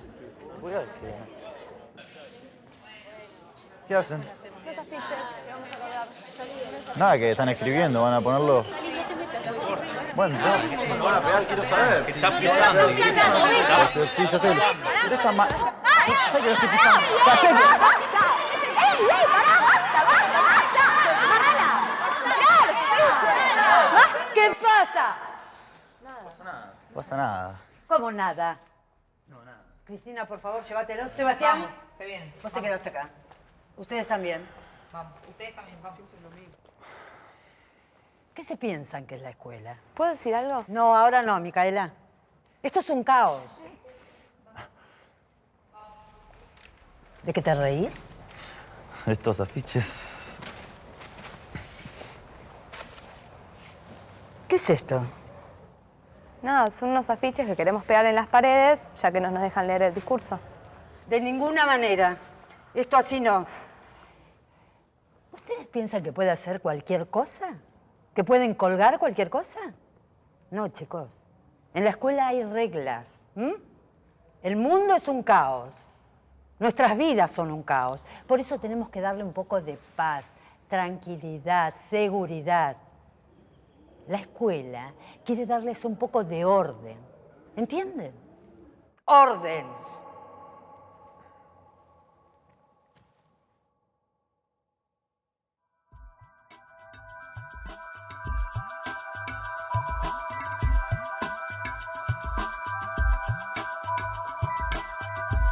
Siempre hay temor que la libertad y la falta de un sentido autoritario, más que autoridad, genere indisciplina, ¿no? Lo que pasa es que disciplina las escuelas lo han tomado como comportarse como yo quiero que se comporte. En realidad la disciplina es el aprendizaje de la conducta. Quiere decir que una persona disciplinada es una persona que aprende, que aprendió a manejar su conducta. Pero no externamente, sino que uno aprende a manejar su conducta. Podemos distinguir tres tipos de disciplina. Una disciplina autoritaria, normalmente con reglas establecidas por una autoridad que controla. Una disciplina funcional, donde las reglas derivan de experiencias reales, son modificadas y establecidas en grupo. Este tipo de disciplina es naturalmente establecida por la comunidad, ya que responde a la elección de todos. Y finalmente, una autodisciplina, donde cada persona es consciente de que construye su propia conducta. Ellos van aprendiendo el respeto de una manera viva y fácil. Cosa que si están todos sentados en sillas haciendo lo que les manda el adulto, ahí no hay aprendizaje de límites ni de respeto hacia el otro, simplemente hay obediencia. Básicamente, si tú les das a los niños que el límite es respetar a los demás, dejar trabajar, permitir trabajar, ellos entienden perfectamente que un comportamiento que impida el trabajo debe ser, esto no lo puedes hacer. Es decir, no hay que explicar nada en materia de convivencia. Vos no podés trabajar si el grupo de al lado está haciendo demasiado ruido, y viceversa. Y el tema está en que el niño empiece a hacerse cargo de las consecuencias que él mismo produce. Aquel ser que puede dominarse, que puede pensar, que puede reflexionar, realmente no necesita de un límite externo para poder conseguir lo que quiere. No podemos pretender que un joven pueda tomar decisiones conscientes sobre su vida, su entorno o su país si siempre decidimos por él cómo debe ir vestido a la escuela, qué debe aprender o qué hacer en su vida. Estos jóvenes tendrán que tomar decisiones en una sociedad donde las reglas van transformándose según las nuevas necesidades, opiniones y formas de entender la realidad. De la misma forma, podría suceder en la escuela, donde las reglas serían funcionales al aprendizaje, necesidades y opiniones de los niños. Para lograr esto, es clave replantearnos las estructuras de poder en la escuela. Que no debe haber estructuras de poder, que tiene que haber una autoridad funcional, administrativa, funcional, organizativa, pero no de poder. Cuando te atreves a cuestionar esa autoridad que viene de hecho, te puedes convertir en un mejor director de un proceso. A veces les pedimos la opinión y en definitiva cabe preguntarse si vamos a tomar en cuenta esa opinión o no. Yo diría ver juntos. Tenemos una cuestión y decimos, bueno, vamos a verla juntos. ¿Y cuál es tu idea? No, vamos a ver juntos. No abordemos esto con mi idea, tu idea, ¿no? En la naturaleza lo que existe es la cooperación. Los organismos que cooperan con los otros son los que más sobreviven. Los organismos que creen que pueden vivir independientemente no sobreviven. Entonces algo muy importante es cómo comenzamos a construir mejores ciudadanos desde la escuela. El concepto de participación. Si no se aprende desde el aula, ya después es muy tarde. Porque son ellos mismos los que, a través de las conversaciones o los diálogos que se van generando en el colectivo, logran evidenciar qué es lo mínimo que necesitan para poder convivir en ese espacio comunitario. El coordinador sería el que coordina que el currículum se cumpla, pero todas las cosas pequeñitas de adentro de ese currículum lo elegimos entre todos. Los niños tienen que aprender a trabajar en grupo, a escuchar al otro, a aceptar ideas distintas aun cuando no estén de acuerdo y no usar la fuerza, a poder resolver conflictos, a tomar decisiones en grupo, a ponerse de acuerdo. Yo siento que los niños cuando están seguros y se sienten respetados, están en un espacio en armonía, en equilibrio, ellos por lo general no buscan romper el límite, sobre todo cuando ha sido y ha surgido desde ellos mismos como comunidad. Por ejemplo, si hay un problema, asamblea. En la asamblea se discute lo que pasa. Entonces, ya no se discute como que está contra el reglamento, que está bien, que está mal. Se discute la acción, se discute la sustentabilidad, se discute la interrelación. Aparte hay momentos durante el día en que hay reuniones, hay asambleas, hay, como se les quiera llamar, en que se toman una serie de decisiones colectivamente y en que los niños, que tienen la madurez necesaria para ello y el deseo de participar en ellas, participan. Y en la asamblea los facilitadores no tenemos voto. Los chicos tienen voz y voto y nosotros solo tenemos voz. Entonces participamos en la asamblea, pero los que deciden son ellos. Algunas experiencias conforman gobiernos estudiantiles con estructuras muy complejas. Otros tienen asambleas semanales desde la primaria y hasta espacios de reflexión que atienden las necesidades y conflictos que surjan. En todos, los niños toman decisiones sobre su realidad, las reglas, la forma de vestir, los roles que se asignan entre ellos, propuestas educativas, proyectos curriculares y en algunos casos hasta deciden quiénes conformarán el equipo de maestros. Es perder el miedo, atreverse a equilibrar un poco más la balanza y confiar en que los niños y los adolescentes tienen mucho que decir. Todo se da en un cierto caos y sin embargo ese caos es un caos constructivo donde reina una buena vinculación entre las personas. Trabajamos en ruedas, sentados en almohadones o en alfombritas en el piso. Un poco como el sentido que tenía antiguamente la ronda, ¿no? De que es un espacio en el que todos somos iguales, todos estamos a la misma distancia, nos podemos ver todos. Pues aquí los niños sobre cada objetivo de aprendizaje están dialogando, reflexionando solos, en pareja y en grupo. Se aprenden a ayudar, se aprenden a cuidar como una forma de vida. Entonces, hay una pelea entre dos niños. A ver, pasó esto con él, pero ¿y cuál fue tu parte ahí? ¿Sí? Es como reconocer que uno también tiene que ver en una relación. Mediar para que entre ellos puedan hacer ese trabajo y cada uno hacerse responsable de su parte en el conflicto. Comprender que el otro, tanto como yo, pues cree que está en lo cierto. Y bueno, desde ahí, ¿cómo nos podemos entender, ¿no? Va a ser un ser que propicie la conversación, el intercambio y el afecto con el otro por construir un vínculo que les sirva para toda la vida, a ambos. Gran parte de estas experiencias, ya sean dentro o fuera de las escuelas, se ven obligadas a funcionar al margen del sistema, siendo negadas y excluidas.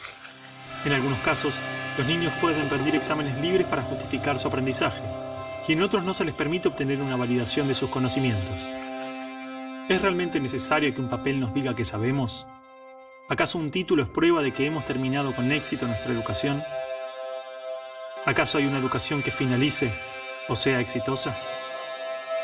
Que no tiene que ver con un aprender que 2 más 2 es 4. Tiene que ver con el poder descubrir tu vocación, tu misión en la vida. Cuando tú eso lo tienes claro, puedes cerrar los ojos, respiras profundo y sabes por dónde ir. La educación no termina nunca, porque la esencia de la nueva educación es la autoeducación. Y el proceso final es que el propio alumno se convierte en un maestro. Y él aprende, de su propio interior aprende. Y también aprende del exterior. Se forma un flujo en el que la educación se convierte en un entrar y salir de dentro, ¿no? El alumno no solamente es alguien que recibe, sino que se convierte en una fuente. Entonces, aquella idea que nos vendieron en la escuela de que estudie para que tenga algo y sea alguien en la vida, la idea de estudie para que ascienda, la idea de la educación como la única vía de ascenso socioeconómico, no es tan cierta. Hace pocas décadas surgió una corriente crítica hacia la escolarización. Educadores, pedagogos, sociólogos reivindicaban la educación fuera de las instituciones, en el ámbito familiar y social. De estas críticas surgen las prácticas de la educación en casa, educación sin escuela, y con el paso del tiempo comenzaron a pensarse formas de autoeducación, redes de formación autodidacta y educación entre pares. Tratamos que aprendan en la vida cotidiana.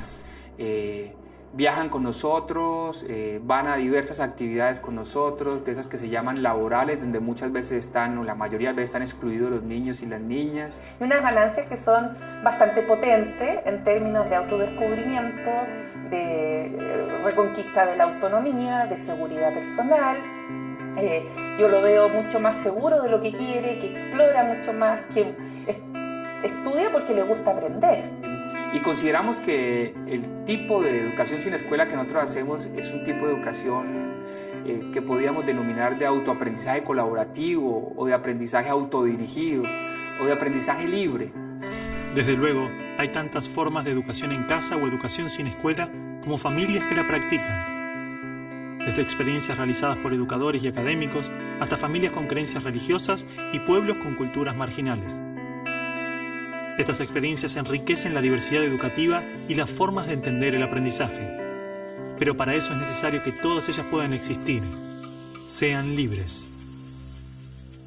Yo creo que no hay que obligar, la libertad no se puede obligar, pero sí se pueden abrir espacios para ella, de tal manera que sean legítimos. Y si la mitad de una nación quiere la educación estatal, bien, que la tenga. Pero si la otra mitad quiere, no sé, 30 pedagogías distintas, que sea. Un nuevo paradigma educativo debería ser escenarios donde cada uno pudiera experimentar y descubrir las cosas que les gustan y luego desarrollarlas. De ahí mi propuesta, que lo que tenemos que hacer es desescolarizar la escuela, vale decir, quitarle a la escuela todo lo que tiene de escolar. Esto significa que le tenemos que quitar a la escuela todo lo que impide que los estudiantes aprendan. No necesariamente tiene que estar en escuelas. Esto podría estar en, no sé, en clubes, en vecinales, en organizaciones barriales, en las plazas. Es decir, es ilimitado los lugares donde podemos llegar a poner esto en funcionamiento. Son adolescentes. Por favor, no hay que darle más crédito a esto. Yo a los 18 también quería cambiar el mundo, pero no se les puede dar... No me parece que sea tan así. Me parece que la crítica de los chicos está bien. Es una crítica al sistema educativo, no lo tomemos como algo personal, pido por favor. Perdón, pero yo tengo que tomar una determinación. ¿Los dejamos leer el discurso o no? Mira, Alicia, yo te digo una cosa. Si vos los dejás, vas a perder autoridad. No pueden hacer lo que quieren, ¿no? Igual con el tiempo, los chicos se olvidan. Yo después hablo con ellos y les explico por qué no lo pueden leer. No, es que no es así.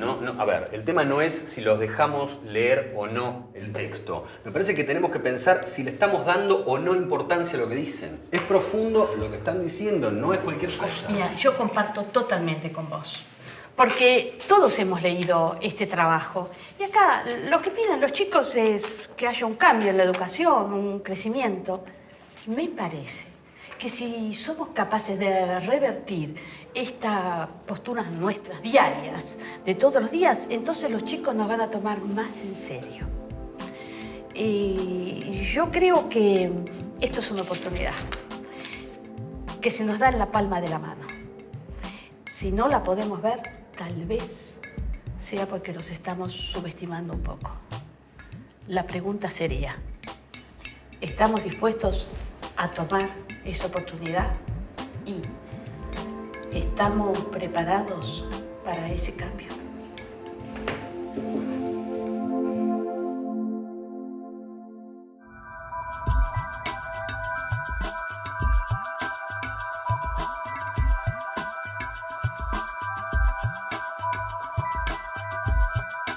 Ya no va el gran maestro a dar la gran clase magistral. Está simplemente acompañando un proceso de aprendizaje con un grupo de personas que no saben más o menos que él. Sí, o sea, el maestro debe entender que es un guía. Debe entender que va sembrando, que va guiando, que va poniendo oportunidades y excusas para que el niño explore, trabaje y se sienta motivado e interesado. Por lo tanto, a mi modo de ver, el término educación es confuso y parte desde un lugar arrogante. Por ejemplo, educación viene de educere. Educere significa sacar. Si yo soy profesor, quiero que el niño saque algo, saque lo mejor de sí. Pero eso incluso es arrogante, porque es un poco violento que tú saques lo mejor de ti, que yo te haga sacar lo mejor de ti con mis educación.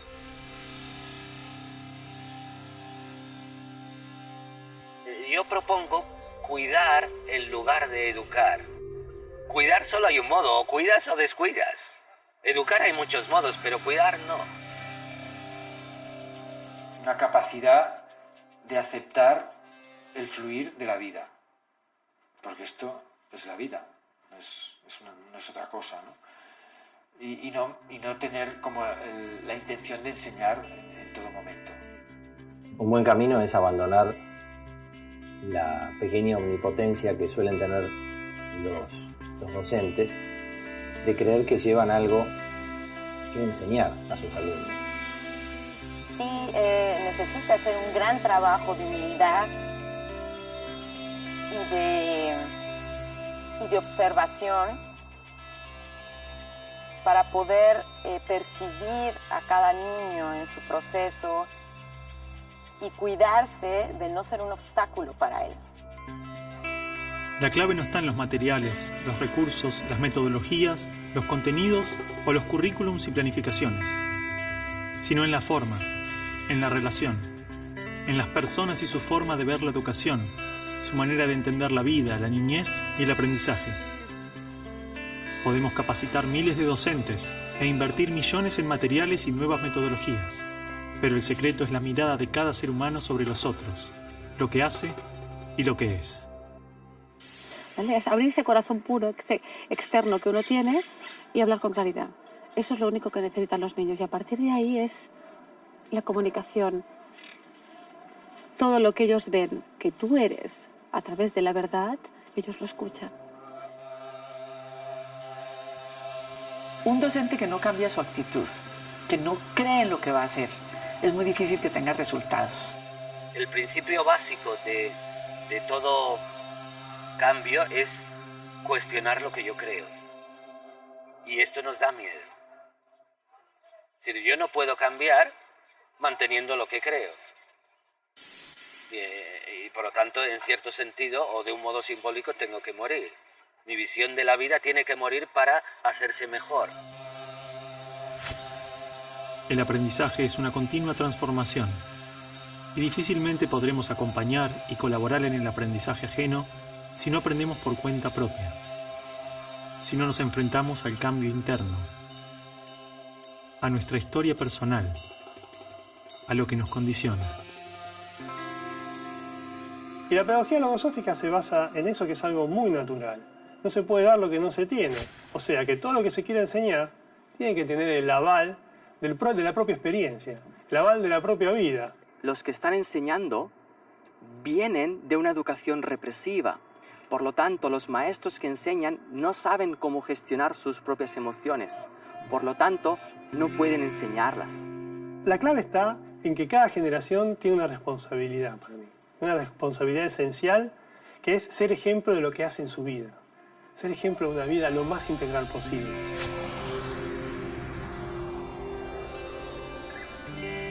Es como que los educadores cuando estudian los van convenciendo de que la educación es así, ¿no? Y entonces tienen menos capacidad de cuestionar la educación. Pero no son felices, pero no la pasan bien, pero no disfrutan de su trabajo. Es muy importante empezar a mirar qué estoy sintiendo yo cuando estoy educando. ¿Me estoy sintiendo en paz? ¿O me estoy sintiendo en conflicto? El cambio en los maestros, pues en la misma línea que los padres, exactamente, es descubrir su propio ser, su propio potencial, en descubrirse más allá de las creencias y de la educación que han recibido. Por lo tanto, eso exige un trabajo interior muy grande, tremendamente grande. Pero sobre todo es un camino de autoconocimiento. Un maestro, para ser maestro, tiene que estar en un continuo proceso de autodesarrollo. Un trabajo muy profundo de sensibilidad, de conciencia, de armonía, de alegría, ¿no? Para atreverte a llamar maestro. Porque si el docente sigue temiendo el mañana, si el docente sigue dudando de sus capacidades, no lo va a poder orientar al chico. Si realmente en la educación no eres feliz, no estás educando. Entonces el docente también tiene que amar todo lo que ha vivido hasta ahora para precisamente darle la vuelta y transformarlo. Cuando vos estuviste realmente conectado con los chicos, salís de esas clases como rejuvenecido, lejos de irte de la escuela cansado, te vas con un montón de energía. Mucha gente que quiera ser maestro porque le dé ganas de jugar, que quiera ser maestro porque le dé ganas de abrazar, que quiera ser maestro porque le dé ganas de aprender de los chicos. Yo pienso que realmente ser maestro es un privilegio en esta vida, porque es como meterte en la fragua todos los días. Salís transformado, aunque tenés que estar muy, muy ciego para no aprovechar esa oportunidad de crecimiento que tenés. Es el contacto con la vida misma, es como estar como en la naturaleza en su estado más puro. ¿Cómo puede un docente transmitir felicidad y realización personal si el sistema mismo lo considera un número? Lo que la escuela hace con los niños, también lo hace con los maestros, a través de sus premios y castigos, puntuaciones, limitaciones, su burocracia. Ahora, cuando nosotros decíamos que los chicos crezcan en libertad, también los docentes debían estar en libertad, ¿no? El docente tiene un rol que tiene que recuperar. No porque el Estado se lo concede, sino porque él lo toma. De hecho, eso implica, por ejemplo, que en este colegio no existe un director. Hay una dirección colegiada, los profesores tenemos que ponernos de acuerdo. No hay a quien echarle la culpa. Si una reunión no es tan fructífera, es responsabilidad de todos. Porque no hay un jefe, un director, alguien que defina. De hecho, todos los días, al final del trabajo, nos reunimos, compartimos más o menos 1 hora y media, 2 horas, en la que conversamos sobre los temas del día.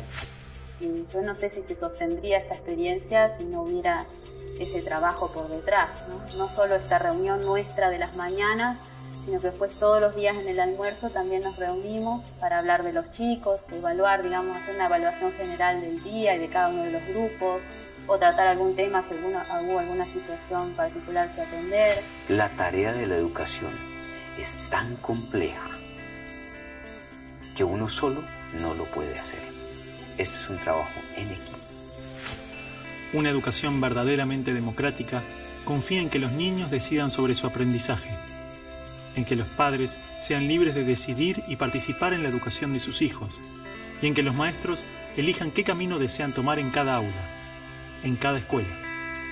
Solo de esa manera nos aseguramos que la educación responda directamente a las necesidades de cada persona, familia y comunidad. De esta manera, no hay una receta perfecta, un método para todos, sino tantas propuestas como experiencias libres y autónomas existan.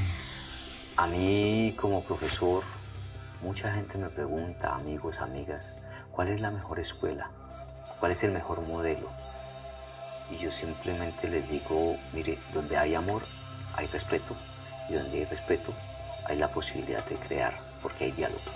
Entonces, una institución donde se pueda realmente amar al otro. Y amar quiere decir aceptarlo en su diferencia. Donde hay amor, hay respeto. Muchas de estas propuestas pedagógicas iniciaron allí y desde allí construyeron una discursividad muy coherente.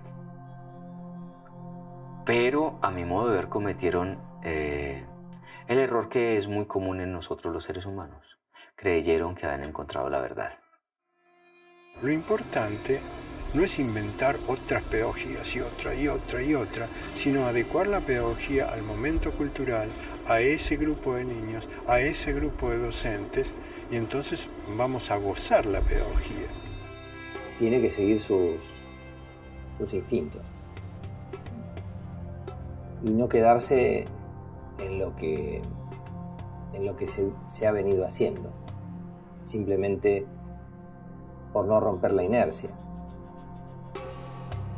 Que se olvide todo lo que aprendió, todo lo que le han dicho y todos los conceptos que le han dicho y que contacte con su corazón. Y que cada vez que vea a un niño, se acuerde cuando fue un niño y se acuerde que lo que más le gustaba era jugar y que lo que más quería era que le sonrían y que lo que más quería es que le hagan cosquillas y que se contacte con ese ser humano así de corazón a corazón. Honestamente creo que la educación es cuestión de personas, más allá que de pedagogías, ¿no?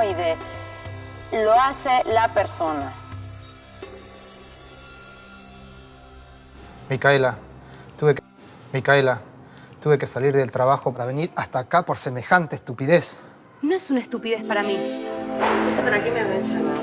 No sé, mamá, unos chicos querían leer una cosa y al final no los dejaron.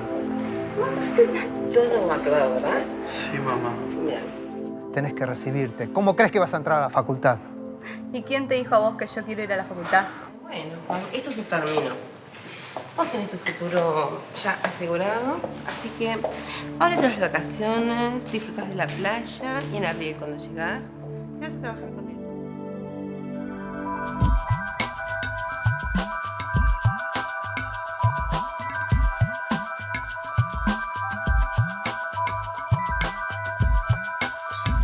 La familia es todo, es de donde venimos, es el principio de todo, el lugar que nos acoge. La familia es importantísimo.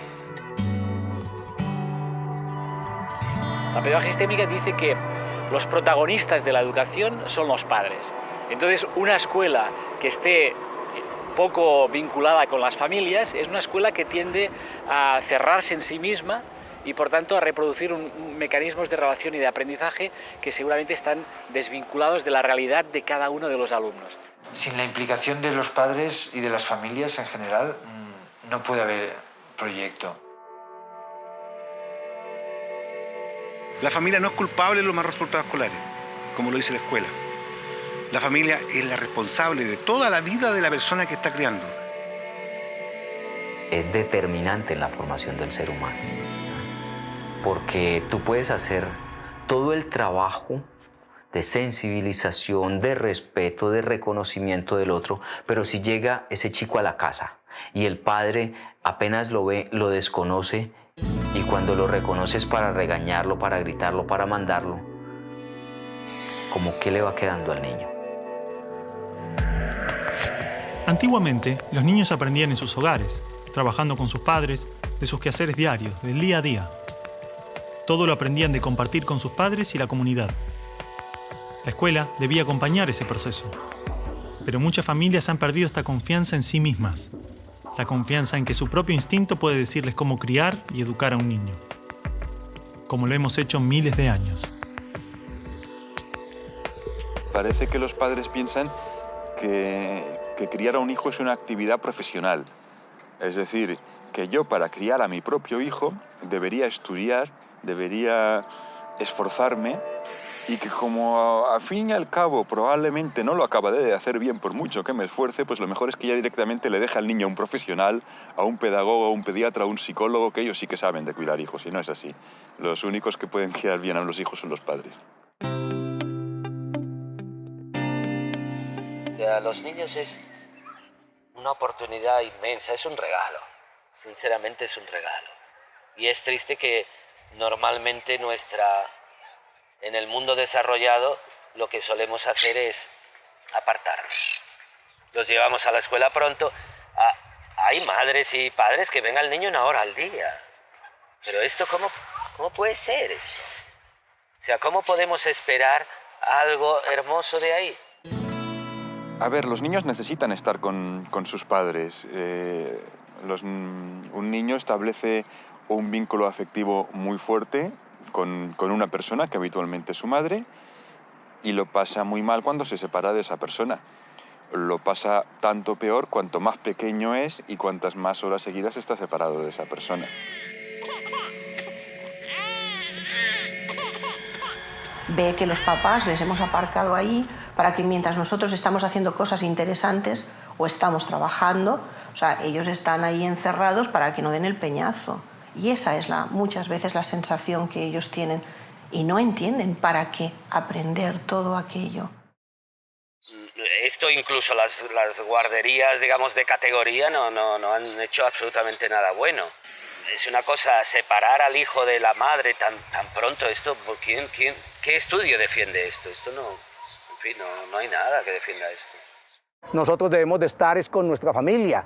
Las escuelas no tienen sentido ahí. Nosotros debemos de estar con nuestros amigos jugando, con nuestras pandillas, entre comillas, aprendiendo a conocer el mundo.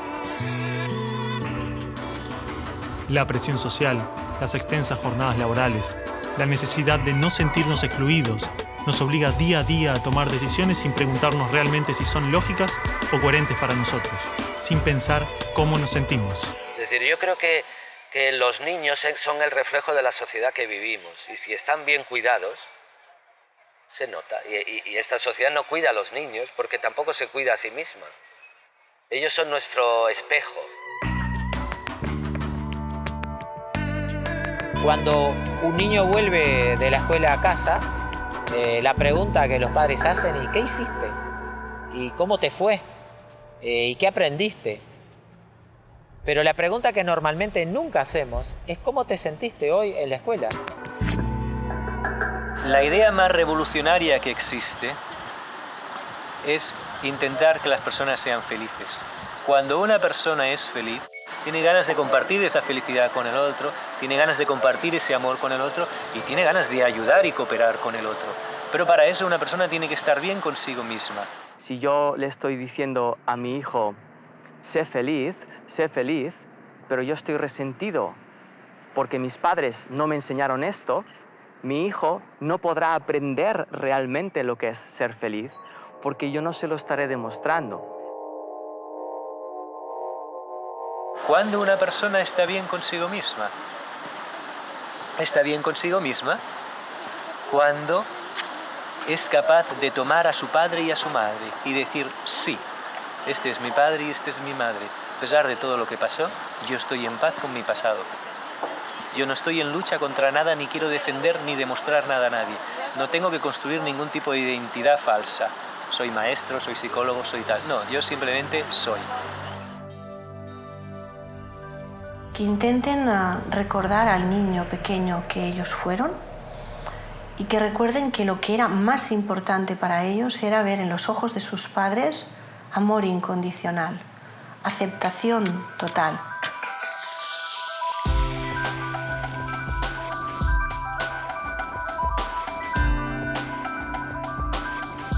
Y que miren a sus hijos realmente con ojos de curiosidad, con ojos de descubrimiento.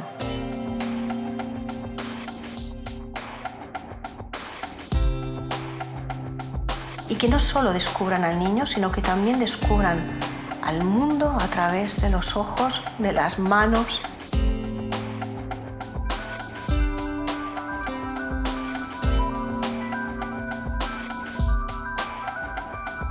Pienso que ahí descubrimos la auténtica maternidad y la auténtica paternidad. Pues yo les diría que miren a sus hijos, o si no tienen hijos, que miren a los niños, que observen un rato a los niños desde el corazón. y con eso es suficiente para decidir. Entonces usted dele lo que más pueda de atención. Juegue, revuélquese con él, participe con él lo que más pueda. Hágale que él participe en sus tareas, aprenda de las cosas de la casa, pero a su voluntad y como un juego. Por muchos buenos métodos que tengamos, un niño necesita ante todo amor, cercanía, sentirse cuidado, protegido. Cuanto más pequeño, más protegido. Y después, por sí mismo, puede proteger a los demás y cuidar a los demás. Es decir, primero tiene que apegarse para desapegarse. Creo en que las mamás y los papás estamos volviendo a ser los educadores que fuimos en algún momento, ¿no? Más allá de ir y botar a tu hijo en un lugar donde parece ser que te lo van a educar, estamos diciendo, a ver, no, momento, ¿no? Esto no lo acepto y creo que además tiene que surgir de ahí. No va a llegar de una autoridad. Esto es algo que sencillamente a nivel personal tienes que trabajar por alcanzarlo. Nuestra historia social, cultural y personal nos ha traído a este momento. Adoptamos y creamos una gran cantidad de objetivos y expectativas que probablemente no sean nuestras, sino del mundo que nos rodea. La mejor escuela, la mejor universidad, títulos, prestigio, dinero. Nos ha hecho olvidar lo que realmente buscamos. ¿Qué buscan? Buscan que su hijo tenga un título determinado. ¿Para qué? ¿Para qué estoy en esa búsqueda del saber? ¿Qué estoy buscando? ¿Qué tipo de conocimiento busco? Un conocimiento que genere al niño llegar a un éxito, ¿desde qué punto de vista? Mi hijo tiene que ser como yo quiero que sea. O tiene que cumplir lo que yo nunca he podido cumplir. Todo esto es muy egocéntrico. Estoy educando para que se sepan adaptar a la sociedad que les va a tocar vivir, que mira que va a ser dura. O estoy educando para que ellos detecten críticamente lo que les gusta, lo que no les gusta, y en su día a día trabajen para la mejora de esta sociedad. Porque un niño viene con un mundo tan fresco que irremediablemente va a cuestionar el mío. Porque para él todo es nuevo. Para él no hay nada viejo. Confíen en sus hijos. Ellos saben mucho más de lo que ustedes creen. Porque a veces las personas que más limitamos a nuestros hijos somos los padres. Y después lo sufrimos. Lo que trato de transmitirte es que es tan hermoso poder cuidar a un hijo por todo lo inesperado que tiene, por todo lo misterioso, por todos los problemas que nos trae. Es hermosísimo porque eso es una oportunidad para crecer inmensa. Liberemos nuestras expectativas. Hagamos a un lado lo que el mundo pretende de los niños, lo que la cultura espera de cada uno de nosotros. Respeten a los niños. Denle la oportunidad que se desarrollen como ellos se desarrollan, no como nosotros de adultos queremos o pensamos que deba ser, sino como ellos pueden hacerlo. Los ideales y objetivos que tenemos sobre los niños no nos permiten ver quiénes realmente son y qué es lo que necesitan, no mañana o dentro de varios años, sino hoy. Hay una sola cosa que realmente es importante.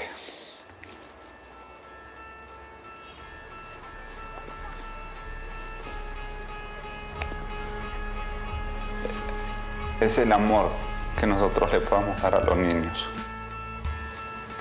Si queremos una sociedad diferente, lo único que realmente tenemos que hacer es amar a los niños para que ellos aprendan a amar a otros. El conocimiento va a venir solo. Los resultados del mundo vienen solo. Pero un niño que no fue amado difícilmente va a aprender a amar.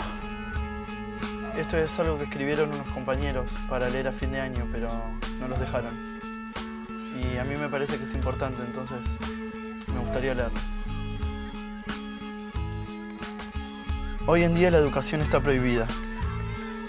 Muy poco de lo que pasa en nuestra escuela es verdaderamente importante. Y las cosas que importan no se anotan en ningún cuaderno ni en ninguna carpeta. ¿Cómo encontrarnos con la vida? ¿Cómo enfrentarnos a las dificultades? No lo sabemos. Hablan mucho de educación, progreso, democracia, libertad, un mundo mejor. Un mundo mejor.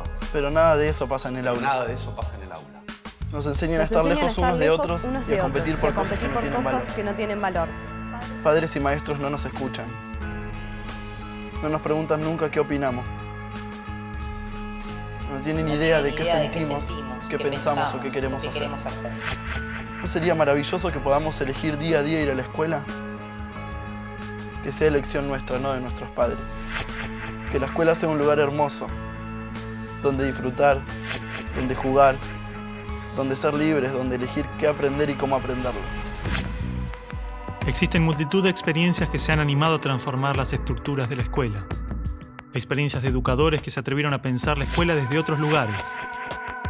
Muchas de ellas se han convertido en métodos formales, otras trabajan desde espacios comunitarios y populares. Algunas han elegido continuar la experiencia en forma privada y muchos otros lo hacen dentro de las aulas de la escuela pública. Estos ejemplos son prueba viva de que los esquemas tradicionales de la escuela pueden ser reinterpretados y alterados. Hay experiencias en toda clase y grupo social donde han habido educadores con intención de cambiar. Educación activa, popular, libertaria, cooperativa, libre, ecológica, democrática, holística, étnica, educación sin escuela, educación en casa. En mayor o menor medida, todas estas experiencias apuestan a pensar en el aprendizaje como un continuo crecimiento, como el intercambio vivo entre el individuo, sus pares, su entorno y su comunidad. Una educación viva. Enseñarnos que las cosas pueden ser distintas. Ese es el ejemplo que nos tienen que dar. Sus expectativas son suyas, no son nuestras. Y mientras las sigan teniendo, vamos a seguir fallando. Esta película expone una parte de las ideas que encontramos. Hemos visitado algunas de todas las experiencias que existen y solo unas pocas las conocimos en profundidad. No existe una sola forma, no existe el mejor modelo. La verdadera diversidad existe cuando se respeta y experimenta la diversidad en todas sus dimensiones. Todas estas experiencias son valiosas porque son el fruto de personas que dedicaron su vida al aprendizaje. Existen desencuentros y coincidencias, pero no cabe duda de que todos aportan al mejoramiento de la educación. Necesitamos que sus ideas y prácticas salgan a la luz, poder conocer sus aportes, historias, riquezas y limitaciones, compartir recursos, intercambiar visiones y construir juntos un nuevo paradigma educativo. Por todo esto decimos basta. Basta de decidir por nosotros. Basta de calificarnos, basta de imponernos. Ni las ciencias, ni los exámenes, ni los títulos nos definen. Acá estamos para eso, para hablar, para compartir nuestras ideas. Aprender que las cosas se pueden cambiar. Nosotros vamos a decidir qué queremos ser, hacer, sentir o pensar. Hoy más que nunca, existen los recursos para que estas experiencias se multipliquen y diversifiquen. Existe la posibilidad de que la escuela se reencuentre con la educación, que sea un espacio construido y gestionado por toda la comunidad, que responda a las necesidades de las personas y su entorno. Creemos que la educación está prohibida, no por culpa de las familias, no por culpa de los chicos, no por culpa de los docentes. La educación la prohibimos todos. Cada vez que elegís mirar para otro lado en vez de escuchar. Cada vez que elegimos la meta en lugar del trayecto. Cada vez que dejamos todo igual en lugar de probar algo nuevo. Esta película es una invitación a encontrarnos con la educación más allá de los muros de la escuela que todos conocemos. Una invitación a pensar otras formas de aprendizaje, a conversar y debatir acerca de nuestras prácticas escolares y educativas. Seas docente. Seas alumno. Seas padre. Seas quien seas. Ayúdanos. La educación tiene que avanzar. Tiene que crecer. Tiene que cambiar. Encontrarnos con los otros, conocer y explorar sus experiencias, intercambiar ideas y llevarlas a nuestra realidad. Esa es nuestra propuesta y empieza hoy mismo.